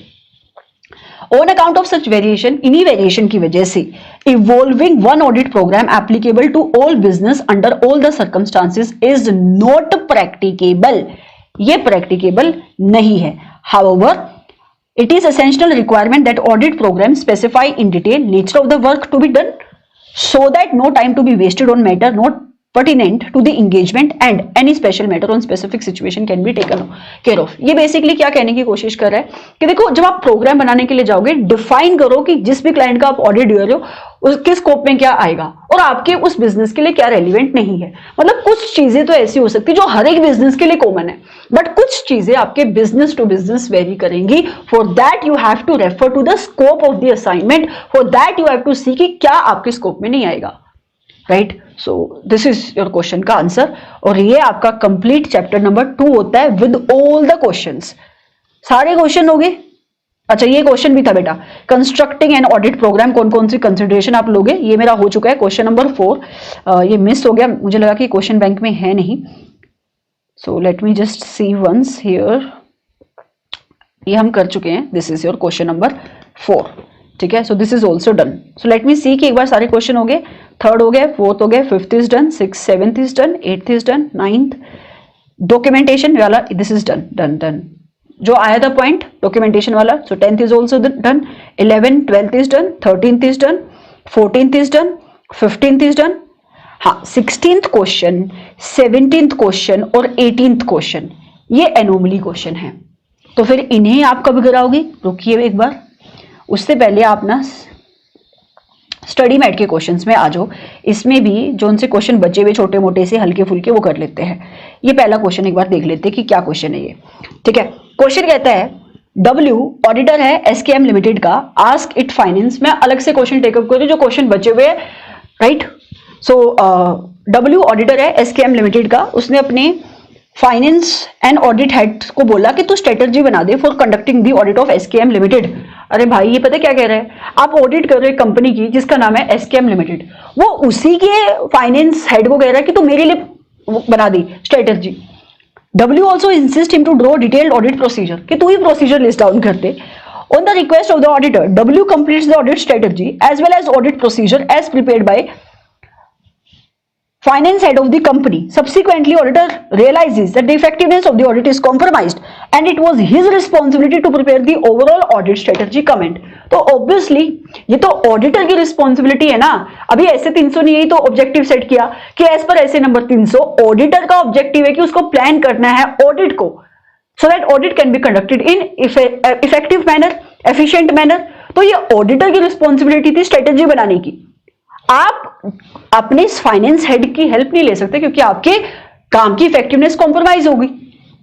सो बिल्कुल सही है, उसका जो अप्रोच था वो गलत था।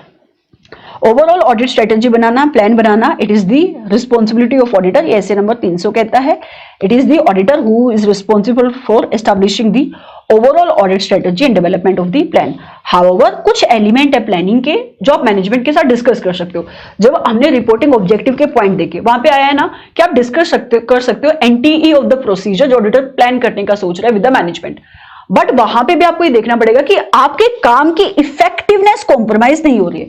अभी इस गिवन सर्कमस्टांस के अंदर तो आप अपने प्रोसीजर ही फाइनेंस साइड से बनवा रहे हो, तो डेफिनेटली आपके काम की इफेक्टिवनेस तो कॉम्प्रोमाइज हो रही है। तो यहां पे जो ऑडिटर ने किया दैट इज इनकरेक्ट। ये क्वेश्चन ऐसे डायरेक्टली नहीं बन रहा था किसी कंसेप्ट से, बट आपकी नॉलेज के ऊपर बेस्ड था, तो मैंने इसको डिस्कस कर लिया। 3rd क्वेश्चन भी हो चुका है, 4th क्वेश्चन भी हो चुका है। ये assistant to keep an open mind, ये भी क्वेश्चन हो चुका है, 5th भी हो चुका है। चलो, ये क्वेश्चन क्या है इसको मैं देख लेती हूं। CAS is a statutory auditor of a social media company. मान लेते हैं इंस्टाग्राम की आप ऑडिट कर रहे हो। Due to the change in the information technology regulation by the government, तो आईटी की रेगुलेशन गवर्नमेंट ने चेंज करी है। It has become mandatory for such companies to constitute grievance redressal mechanism for user of social media platform of the company. तो अभी क्या हो गया कि जितना भी आपका सोशल मीडिया वाली कंपनी है ना, उनको अपने यूजर के लिए एक उनकी प्रॉब्लम को सॉल्व करने के लिए एक ग्रीवेंस रिड्रेसल मैकेनिज्म प्रोवाइड कराना पड़ेगा। Failure to comply with the regulation, और अगर आपने ऐसा नहीं किया, can potentially lead to civil and criminal liabilities against the company, is above factor to be considered by the auditor while framing the overall audit strategy। कहता है कि अगर आपने ऐसा नहीं किया तो फिर आपकी कंपनी के अगेंस्ट सिविल लाइबिलिटी भी आ सकती है, क्रिमिनल लाइबिलिटी भी आ सकती है। क्या जब आप अपनी ओवरऑल ऑडिट स्ट्रेटजी को एस्टैब्लिश करोगे, क्या इसको कंसिडर करोगे? बेटा आप मुझे बताओ, जब आप अपनी ओवरऑल ऑडिट स्ट्रेटजी एस्टैब्लिश करते हो तो क्या आप लीगल एनवायरमेंट, रेगुलेटरी एनवायरमेंट को कंसिडर नहीं करते? डेफिनेटली कंसिडर करते हो, तो यस आप इसको कंसिडर करोगे। सुनना, एज पर ऐसे नंबर 300 स्टैंडर्ड का नंबर लिखा, नाम लिखा, ऑडिटर को एस्टैब्लिश करनी है स्ट्रेटजी, मीनिंग बता रहे हैं वो, ताकि आप सेट कर पाओ scope, timing, direction of the audit and automatically जिसकी बेसिस पे प्लान बना पाओ। तो क्या लिखा इसने? Meaning of the strategy. Low change हो रहे, रेगुलेशन चेंज हो रहे कंपनी के, क्या ये एक फैक्टर है जिससे स्ट्रेटजी इफेक्ट हो सकती है? Yes. There has been change in the information technology regulation applicable to the company। अगर आपने इसका नॉन कंप्लायंस किया तो आपके ऊपर लाइबिलिटी आ सकती है, तो आपको ये कंसिडर करना पड़ेगा। देखो जब हमने पढ़ा था ना कि आप आइडेंटिफाई करोगे कैरेक्टरिस्टिक्स ऑफ एंगेजमेंट, तो वहां पे आया था ना कि आप इंडस्ट्री स्पेसिफिक रिपोर्टिंग रिक्वायरमेंट क्या है, उधर लीगल रिक्वायरमेंट क्या, आप ये भी कंसिडर करोगे। तो अगर लीगल एनवायरमेंट चेंज हो रहा है तो इससे आपकी स्ट्रेटेजी चेंज होगी, क्योंकि इससे आपके काम का स्कोप भी तो चेंज होगा। अभी आपको देखना पड़ेगा ना कि जो नए लॉ रेगुलेशन है उसके साथ कंपनी कंप्लायंस कर रही है या नहीं कर रही है, तो इसको भी तुम अपनी ऑडिट के स्कोप में ऐड करोगे या नहीं करोगे? करोगे। So it's a very simple question. ये क्वेश्चन भी डन हो चुका है, क्वेश्चन नंबर 8 भी डन हो चुका है। ये क्वेश्चन लिखा बहुत कुछ है बट आंसर बहुत ही छोटा सा है, इसको भी मैं डिस्कस कर लेती हूँ।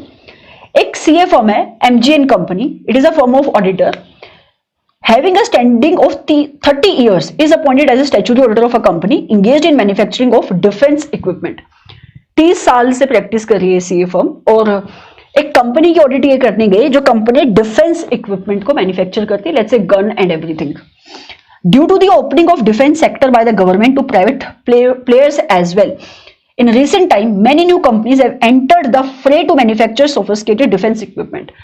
पहले डिफेंस का एरिया सिर्फ गवर्नमेंट के लिए रिजर्व था, अभी गवर्नमेंट ने प्राइवेट सेक्टर को भी अलाउ करते हैं कि तुम भी आके यहाँ पे डिफेंस के इक्विपमेंट बना सकते हो। Considering technical and complex nature of operation, auditor recognise the involvement of expert in the audit is required. तो ऑडिटर को लगता है कि भाई मुझे एक एक्सपर्ट को तो इन्वॉल्व करना पड़ेगा। Does consideration of involvement of expert by the auditor fall in the domain of planning and audit? Yes. क्या जब हमने वहां पे पढ़ा था प्लानिंग के पॉइंट, क्या ये पॉइंट आया था कि ऑडिटर प्लानिंग के टाइम पे ये भी कंसिडर करता है कि मुझे एक एक्सपर्ट लगेगा या नहीं? यस। क्या ये प्लानिंग के स्कोप में आता है? डेफिनेटली आता है। ये सारी बातें लिखी हुई है। Planning includes development of an overall plan for the expected scope and conduct of audit and developing an audit program showing the NTE of audit procedure। बेटा प्लानिंग में आप ये तो लिखते हो NTE of audit procedure क्या रहेगा? जब आप प्लानिंग कर रहे हो ऑडिट की तो ऑडिटर कंसीडर करेगा कि involvement of expert is necessary और इस गिवन केस के अंदर आपको एक्सपर्ट की हेल्प लगेगी, तो yes it is very much in the scope of planning, right. ये किसके ऊपर है क्वेश्चन? चलो इसको मैं कर देती हूँ, इतना बड़ा ये एनोमली क्वेश्चंस में कवर हो रहा है। बेसिकली ये क्वेश्चन ऑलरेडी डिस्कस हो चुका है, क्वेश्चन नंबर 11 एनटीई of the direction, it is covered above. So देखो टोटल क्वेश्चंस एनोमली कितने बन रहे हैं। एक स्टडी मैट का क्वेश्चन नंबर 10 है, ये एनोमली है। एनोमली का क्वेश्चन का मतलब क्या है? ऑल्दो ये ऊपर वाले भी एज सच एनोमली में मैंने इसको काउंट किया था, इसका सिंपल सा मतलब ये है कि देखो डायरेक्टली जो आप कंसेप्ट पढ़ रहे हो उधर से आपको इसका आंसर एकदम से वो कंसेप्ट में नहीं बनेगा, 1 2 3 पॉइंट ऐसे में नहीं बनेगा, थोड़ा सा नॉलेज लगेगा उधर आपका, है ना। तो ऊपर भी आपके पास्ट ईयर के एग्जामिनेशन में कुछ एक क्वेश्चन है, 1 2 3 क्वेश्चन, ये रीसेंट एग्जाम में पूछे गए क्वेश्चन है आरटीपीज वगैरह में, आई थिंक मोस्टली आरटीपी का ये क्वेश्चन है। सो इसको मैंने नॉर्मली में डाला है, तो आप इसको ना खुद से करने का कोशिश कर सकते हो, नहीं तो अभी तो मैं सारे के सारे चैप्टर के रिवीजन ऐसे ही लूंगी, पास्ट ईयर के क्वेश्चंस प्लस जितना भी आपका एसएम के क्वेश्चन बनते हैं और जो क्वेश्चंस एनोमली है वो क्वेश्चन की वीडियो मैं आपको अलग से दूंगी। जैसे कि इस चैप्टर में आप देखोगे तो आई थिंक 3 या 4 क्वेश्चन एनोमली बन रहे हैं मेरे हिसाब से, तो उन क्वेश्चंस को मैं अलग से टेकअप करूंगी। क्या आपको ये डिस्कशन समझ में आ रही है? क्योंकि अगर मैंने इन क्वेश्चंस को डिस्कस किया तो इनको थोड़ा समझाने में मेरे को टाइम लगेगा। वेट लेट मी सी कि मुझे कितना टाइम लगेगा, नहीं तो मैं इसको यहीं पे टेकअप कर सकती हूँ। Just give me a second. चलो इसको ना फटाफट कर लेते हैं, क्योंकि मैंने क्वेश्चंस देखे हैं, so I think it will take 10-15 minute extra, so चलेगा, कोई टेंशन ही नहीं, तो फिर वो बाद में लटक जाएगा। हाँ, बाद में मैं इसके कंपाइलेशन बना के इन क्वेश्चंस के फिर अलग से डालना चाहूंगी, अगर मुझे स्लॉट मिलता है तो उससे क्या होगा, जितना भी एनोमली क्वेश्चन आपके सिलेबस का बनेगा वो एक ही क्लास के अंदर आप एट अ स्ट्रेच बाद में भी देख पाओगे। क्वेश्चन क्या है ये, आई थिंक आरटीपी का क्वेश्चन है। The assistant of CAK is assigned responsibility of drafting the audit program relating to purchases appearing in the financial statement of a company. Company नहीं है बेसिकली, ब्रॉड इंडस्ट्रीज एक partnership firm है। आप audit कर रहे हैं client की, client partnership firm है जिसका नाम है ब्रॉड इंडस्ट्रीज, ठीक है। एंड CAK को रिस्पॉन्सिबिलिटी मिली है कि तुझे ऑडिट प्रोग्राम बनाना है, ओके। ये जो फर्म है आपका client is a GST registered tax payer, GST में रजिस्टर्ड है, and is engaged in the manufacturing of packaging boxes from a special type of paper taxable under GST। काम क्या कर रही है, कोई पेपर बनाता है, नहीं कोई बॉक्स बनाता है पेपर यूज करके जिसके ऊपर टैक्स लगता है, GST लगती है। Help him by drafting a sample audit program for purchases, कि जब आप इस क्लाइंट का ऑडिट करोगे, परचेजेस की टेस्टिंग करोगे, तो ऑडिट प्रोग्राम आपको बनाना है इन दिस एरिया। तो बेटा देखो, ऐसे क्वेश्चन में कभी भी आप सर्टेनिटी से, अगर ये क्वेश्चन पहली बार आपको एग्जाम में देखने को मिलेगा, आंसर आप कभी नहीं लिख पाओगे। ऐसा क्यों? क्योंकि आपको नहीं पता इंस्टीट्यूट ने यहाँ पे कौन से प्रोसीजर लिखे हैं टू वेरीफाई द परचेजेस। हाँ, बट अगर यही क्वेश्चन आ जाए या ऐसा ही कोई क्वेश्चन आ जाए तो आपको पता है। Are you getting my point? Yes. दूसरा काम आप क्या कर सकते हो, जो आप वाउचिंग वेरिफिकेशन वाला चैप्टर पढ़ते हो, क्या परचेजेस आप टेस्ट करोगे तो क्या एग्जामिनेशन आपको करने हैं, अगर कुछ नहीं याद आ रहा है वही पॉइंट आप लिख के आ जाना। आप समझ पा रहे हो? ओके, थोड़ा सा फॉर्मेट आपको पता लग जाएगा ऑडिट प्रोग्राम का। यहां से देखने के बाद सैंपल ऑडिट प्रोग्राम कुछ ऐसा दिखेगा। सबसे पहले नेम ऑफ क्लाइंट लिख देना है, तो जो भी क्वेश्चन आएगा, भले ही ये सेम क्वेश्चन नहीं आता परचेजेस के ऊपर, वो आपसे प्रोग्राम बनाने को नहीं कह रहा है। अच्छा, परचेजेस खाली प्रोग्राम के अंदर नहीं आएगा, परचेजेस एक ऑडिट एरिया है जो प्रोग्राम के अंदर आएगा, ठीक है। तो सबसे पहले क्लाइंट का नाम, कौन से फाइनेंशियल ईयर के ऑडिट कर रहे हो वो लिख दिया, किसने बनाया, name of the person who has prepared the program, right, with the date, कौन इसका रिव्यू करेगा, किसने प्रोग्राम को अप्रूव किया, वो सब कुछ लिख दिया।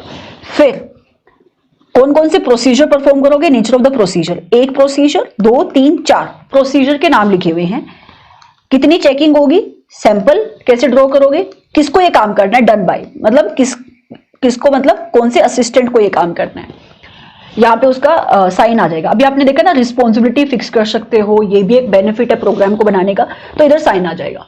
तो कौन कौन से प्रोसीजर है जो आप परफॉर्म करोगे, देखना। Vouch few purchase invoices of paper from purchase record of the concern. तो आपने क्या किया, जितना भी इन्होंने परचेजेस किया होगा, वैसे ये पहला पॉइंट आप यही तो करोगे। अगर आप परचेजेस की टेस्टिंग कर रहे हो तो आप क्या बोलोगे कि आप मुझे परचेजेस के इनवॉइस दे दो और सैंपल बेसिस पे कुछ परचेज के इनवॉइसेस को आप टेस्ट करोगे, वाउचिंग करोगे। मैंने क्या बोला, वाउचिंग वेरिफिकेशन के पॉइंट आएंगे इधर। दूसरा, trace these invoices into accounts, फिर आप इन इनवॉइसेस को लेजर्स में ट्रेस करोगे।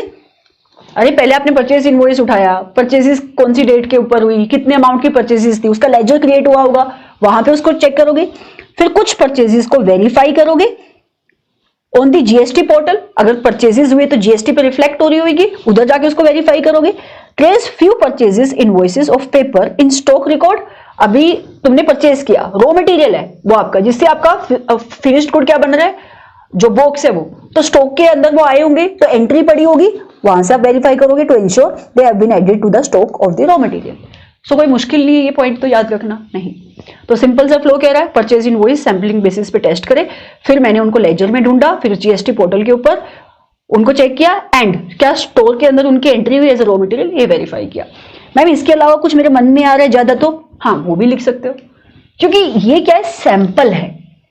बट होगा क्या, अगर एग्जाम के अंदर यही आएगा तो आपको एक आइडिया हो जाएगा कि मुझे क्या लिखना है, तो इसका आंसर आप दे पाओगे एग्जैक्टली लर्न करके।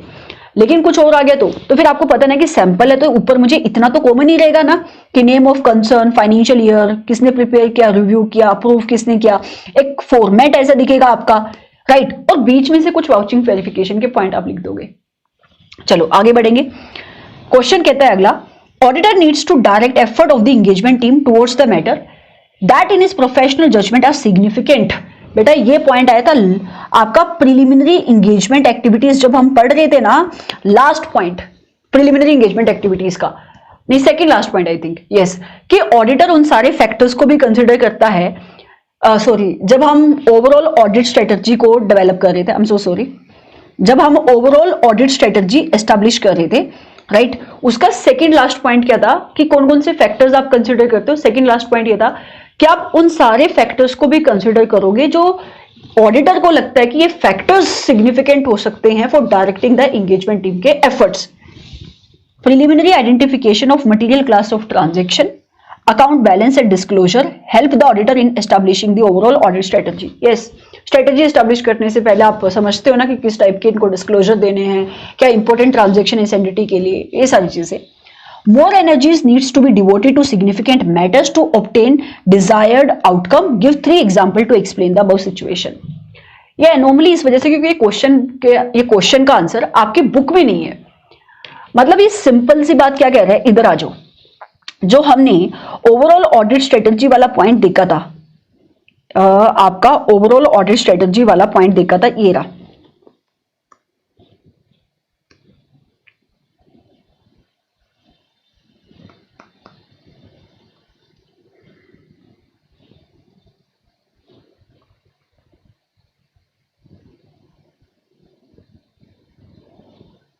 यस, यहां पे कि वो सारे सिग्निफिकेंट फैक्टर्स जो रेलिवेंट होंगे इन डायरेक्टिंग द एंगेजमेंट टीम के एफर्ट, वो भी आप कंसिडर करोगे, राइट। अभी ये इनके एग्जाम्पल पूछ रहा है कि एग्जाम्पल दो, ऐसे कौन कौन से फैक्टर्स हो सकते हैं जिससे एंगेजमेंट टीम के मेंबर्स के एफर्ट्स अफेक्ट हो सकते हैं। तो ये इंट्रोडक्शन है, ठीक है, उसके नीचे ये एग्जाम्पल लिखे हुए हैं। और मैं आपको बताऊं ये लास्ट के तीनों पॉइंट क्या है, this is nothing but the changes, कि अगर कोई भी ऐसा चेंज हुआ है, कैसा चेंज हुआ है, इंडस्ट्री के अंदर कोई डेवलपमेंट हुई है, जैसे कि इंडस्ट्री के ऊपर रेगुलेशन चेंज हुई है, नई रिपोर्टिंग रिक्वायरमेंट एप्लीकेबल हो रही है, जैसे अभी हमारे पास एक क्वेश्चन भी आया था, तो ये एक ऐसा इंपॉर्टेंट एस्पेक्ट होगा कि आपको एंगेजमेंट टीम के मेंबर्स को बताना पड़ेगा कि क्या चेंज हुआ है, इसकी वजह से ऑडिट कैसे अफेक्ट हो सकती है, इसकी वजह से एंटिटी के ऊपर क्या अफेक्ट आ सकता है। ऑल्सो अगर फाइनेंशियल रिपोर्टिंग फ्रेमवर्क के अंदर चेंज आया है, जैसे कि अकाउंटिंग स्टैंडर्ड चेंज हो गए, इंडिया के अंदर चेंज आया, कोई और सिग्निफिकेंट डेवलपमेंट हुई है, लीगल एनवायरमेंट चेंज हो गया, इकोनॉमिक एनवायरमेंट चेंज हो गया, इससे भी एंगेजमेंट टीम के मेंबर्स के एफर्ट अफेक्ट होंगे। तो कोई भी चेंज हुआ है फाइनेंशियल रिपोर्टिंग फ्रेमवर्क के अंदर, रिपोर्टिंग रिक्वायरमेंट के अंदर, लीगल एनवायरमेंट के अंदर, आपका इकोनॉमिक एनवायरमेंट के अंदर, plus it also get affected by the volume of transaction which may determine whether it is more efficient for the auditor to rely on the internal control। कई बार क्या होता है कि जिस एरिया में ऑडिटर कंट्रोल की टेस्टिंग कर रहा है उस एरिया में ट्रांजैक्शन बहुत ज्यादा है और कंट्रोल उतने अच्छे नहीं होते हैं, तो फिर ऑडिटर को डिसीजन लेना पड़ता है कि क्या मुझे कंट्रोल के ऊपर वहां पे रिलायंस प्लेस करना चाहिए या नहीं रिलायंस प्लेस करना चाहिए। So these are the various factors जो ऑडिटर के लिए हेल्पफुल होंगे डिटरमाइन करने में कि क्या मुझे इस एरिया में जो भी एंगेजमेंट टीम का मेंबर काम करेगा मुझे उसके एफर्ट को ज्यादा डायरेक्शन देनी पड़ेगी। So these are the example of those factors that will affect the auditor's decision, right. तो ये 4 पॉइंट यहां पे भी आ सकते हैं, ये एग्जांपल है उन सारे फैक्टर्स के जिसकी वजह से ऑडिटर को लगता है कि यार ये ऐसे रीजंस है जहां पे मुझे एंगेजमेंट टीम के मेंबर्स को डायरेक्शन ज्यादा देनी पड़ेगी, उसके एफर्ट्स को डायरेक्शन देनी पड़ेगी। देखो ये क्वेश्चन में बहुत सारी बातें लिखी हुई है। क्वेश्चन कहता है सुबोध ने अभी एक सीए फर्म को ज्वाइन किया है as an article clerk and he was also in the process of assembling the audit working papers in audit file. Working paper बना रहा था वो, right, as per the instruction of his senior, जो भी उसके senior ने instruction दी। और जब वो असेंबली कर रहा था अपनी वर्किंग फाइल की, उसने ये कुछ असेंबली करी है। Timing of the audit activity, ये काम है, राइट, किस टाइम पे ये काम हुए हैं वो सारी असेंबली इसने यहाँ पे करी। ये सब कुछ लिखा हुआ है, आप इसको पढ़ लेना कि जैसे कि ऑडिट प्लानिंग किस डेट से किस डेट तक हुई, रिव्यू कब हुआ EQCR का, ऑडिट फील्ड वर्क, क्लाइंट की साइट पे जाके काम आपने कब किया, रिव्यू मैनेजर ने कब किया, एंगेजमेंट पार्टनर का रिव्यू कब हुआ, ये level 1 review, level 2 review, EQCR का रिव्यू कब हुआ, ये सारी चीजें आपने डेट लिखी हुई है यहाँ पे। द अबव ये टाइमिंग कह लो, राइट, जैसे कि ऑडिट मेमो बना उसका रिस्पॉन्स कब आया। The above working paper list certain factors which are considered by the auditor while establishing the overall audit strategy. Explain how these consideration highlighted in above working papers could have helped the auditor. सो जब हम overall audit strategy बनाते हैं तो हम reporting objective ascertain करते हैं ताकि हम अपनी timing of audit and nature of communication को एस्टेब्लिश कर पाए। तो ऊपर इन डेट की कोई रेलिवेंस नहीं है, नीचे वो बस इतना ही कह रहा है कि जब ऑडिटर अपनी ओवरऑल ऑडिट स्ट्रेटेजी एस्टेब्लिश करता है तो वो बहुत सारे फैक्टर्स कंसीडर करता है और उनमें से एक फैक्टर क्या है कि उसको असर्टेन करना पड़ता है रिपोर्टिंग ऑब्जेक्टिव, ताकि वो ऑडिट की टाइमिंग को प्लान कर पाए और नेचर ऑफ कम्युनिकेशन वो प्लान कर पाए। और उसके एग्जाम्पल जो हमने ऊपर पढ़े थे वो सारे पॉइंट लिखे हुए हैं। और इस गिवन केस के अंदर जब आप इसका वर्किंग पेपर देखते हो तो यहाँ पे टाइम लिखा हुआ है कि कौन सी एक्टिविटी कब परफॉर्म की गई। Working paper highlights that auditor has taken into account expected time to plan the audit and nature of communication required. Since working paper relate to the statutory audit of the company, the ascertaining of reporting objective of engagement helps the auditor to plan the timing of different audit procedure and nature of communication कि कब उसको किस time तक उसको audit खत्म कर देनी है, राइट, एंड कब किस टाइप की कम्युनिकेशन होगी, कब मीटिंग्स बुलाई जाएंगी, वो सारी चीजें आपको इधर पता लग जाएगी। जैसे कि देखो लिखा हुआ है फाइनलाइजेशन कब हो जानी चाहिए रिपोर्ट की इस डेट तक, तो मैं ये कह सकती हूँ this is the timeliness of your audit, completion of audit. Yes, तो बस ये लिखा है इसने कुछ बहुत ही अजीब तरीके से है, लेकिन आंसर रिपोर्टिंग ऑब्जेक्टिव के ऊपर ही है। तो ये एक और क्वेश्चन था। एक क्वेश्चन कार्तिक वाला पेंडिंग है। सीए कार्तिक प्लानिंग कर रहे हैं कंपनी की ऑडिट की, राइट। कंपनी मैन्युफैक्चर करती है कॉस्मेटिक्स को। Considering the nature of the operations of the company, company जिस टाइप का काम कर रही है उसने प्लान किया कि वो टीओसी लगाएगा in the area of purchases, sales and inventory, कि जब वो इन्वेंट्री की टेस्टिंग करेगा, परचेजेस की टेस्टिंग करेगा एंड आपके सेल्स की टेस्टिंग करेगा तो टीओसी परफॉर्म करेगा। एक दिन वो कंपनी के कॉर्पोरेट ऑफिस में पहुंच जाता है और कहता है मुझे मैनुअल्स दो, मतलब जहां पे आपके प्रोसीजर वगैरह लिखा हुआ है कि परचेजेस में आपने क्या कंट्रोल लगाए, ये सारी चीजें मुझे मैनुअल दे दो, क्योंकि मैं ना सरप्राइज एलिमेंट इनकॉर्पोरेट कर रहा हूं अपनी काम के अंदर। उसने कभी भी मैनेजमेंट से इंटेंशन शेयर नहीं करी कि ये प्रोसीजर है जो परफॉर्म करने का सोच रहा है। क्या कार्तिक का अप्रोच प्रॉपर है? इसका आंसर है नहीं। आपको पहले अपनी मैनेजमेंट को बताना चाहिए कि आप क्या प्रोसीजर परफॉर्म करने का सोच रहे हो, ताकि वो प्रिपेयर रहे with all the documentation, all the document जो आपको लग सकते हैं for doing your audit procedure. Yes, अगर आप अपनी अगर आपको लगता है कि मैं अपना कोई प्रोसीजर मैनेजमेंट को बताऊंगा उससे मेरे काम की इफेक्टिवनेस कॉम्प्रोमाइज हो जाएगी, तो आप उनको कम्युनिकेट नहीं करोगे। लेकिन आप ऐसे क्लाइंट की साइट पे सीधा जाके without intimating them in advance आप उनसे कोई भी डॉक्यूमेंट मांगोगे, शायद वो आपको प्रोवाइड नहीं कर पाएंगे। सो देयरफॉर जो सीए कार्तिक का अप्रोच है यहाँ पे, इट इज नॉट प्रॉपर। ये इसके आंसर में इधर लिखा हुआ है। और यहाँ पे विद दिस क्वेश्चन पूरा ये जो डिस्कशन है वो खत्म हो गया of chapter number 2। So I think 2 घंटे के आसपास ये टाइम लगा, बट 2 घंटे मतलब complete revision along with all the questions. So thank you so much, it was really nice teaching you. Have a great day. जब भी जिस भी टाइम आप इस लेक्चर को देखो, बाय बाय।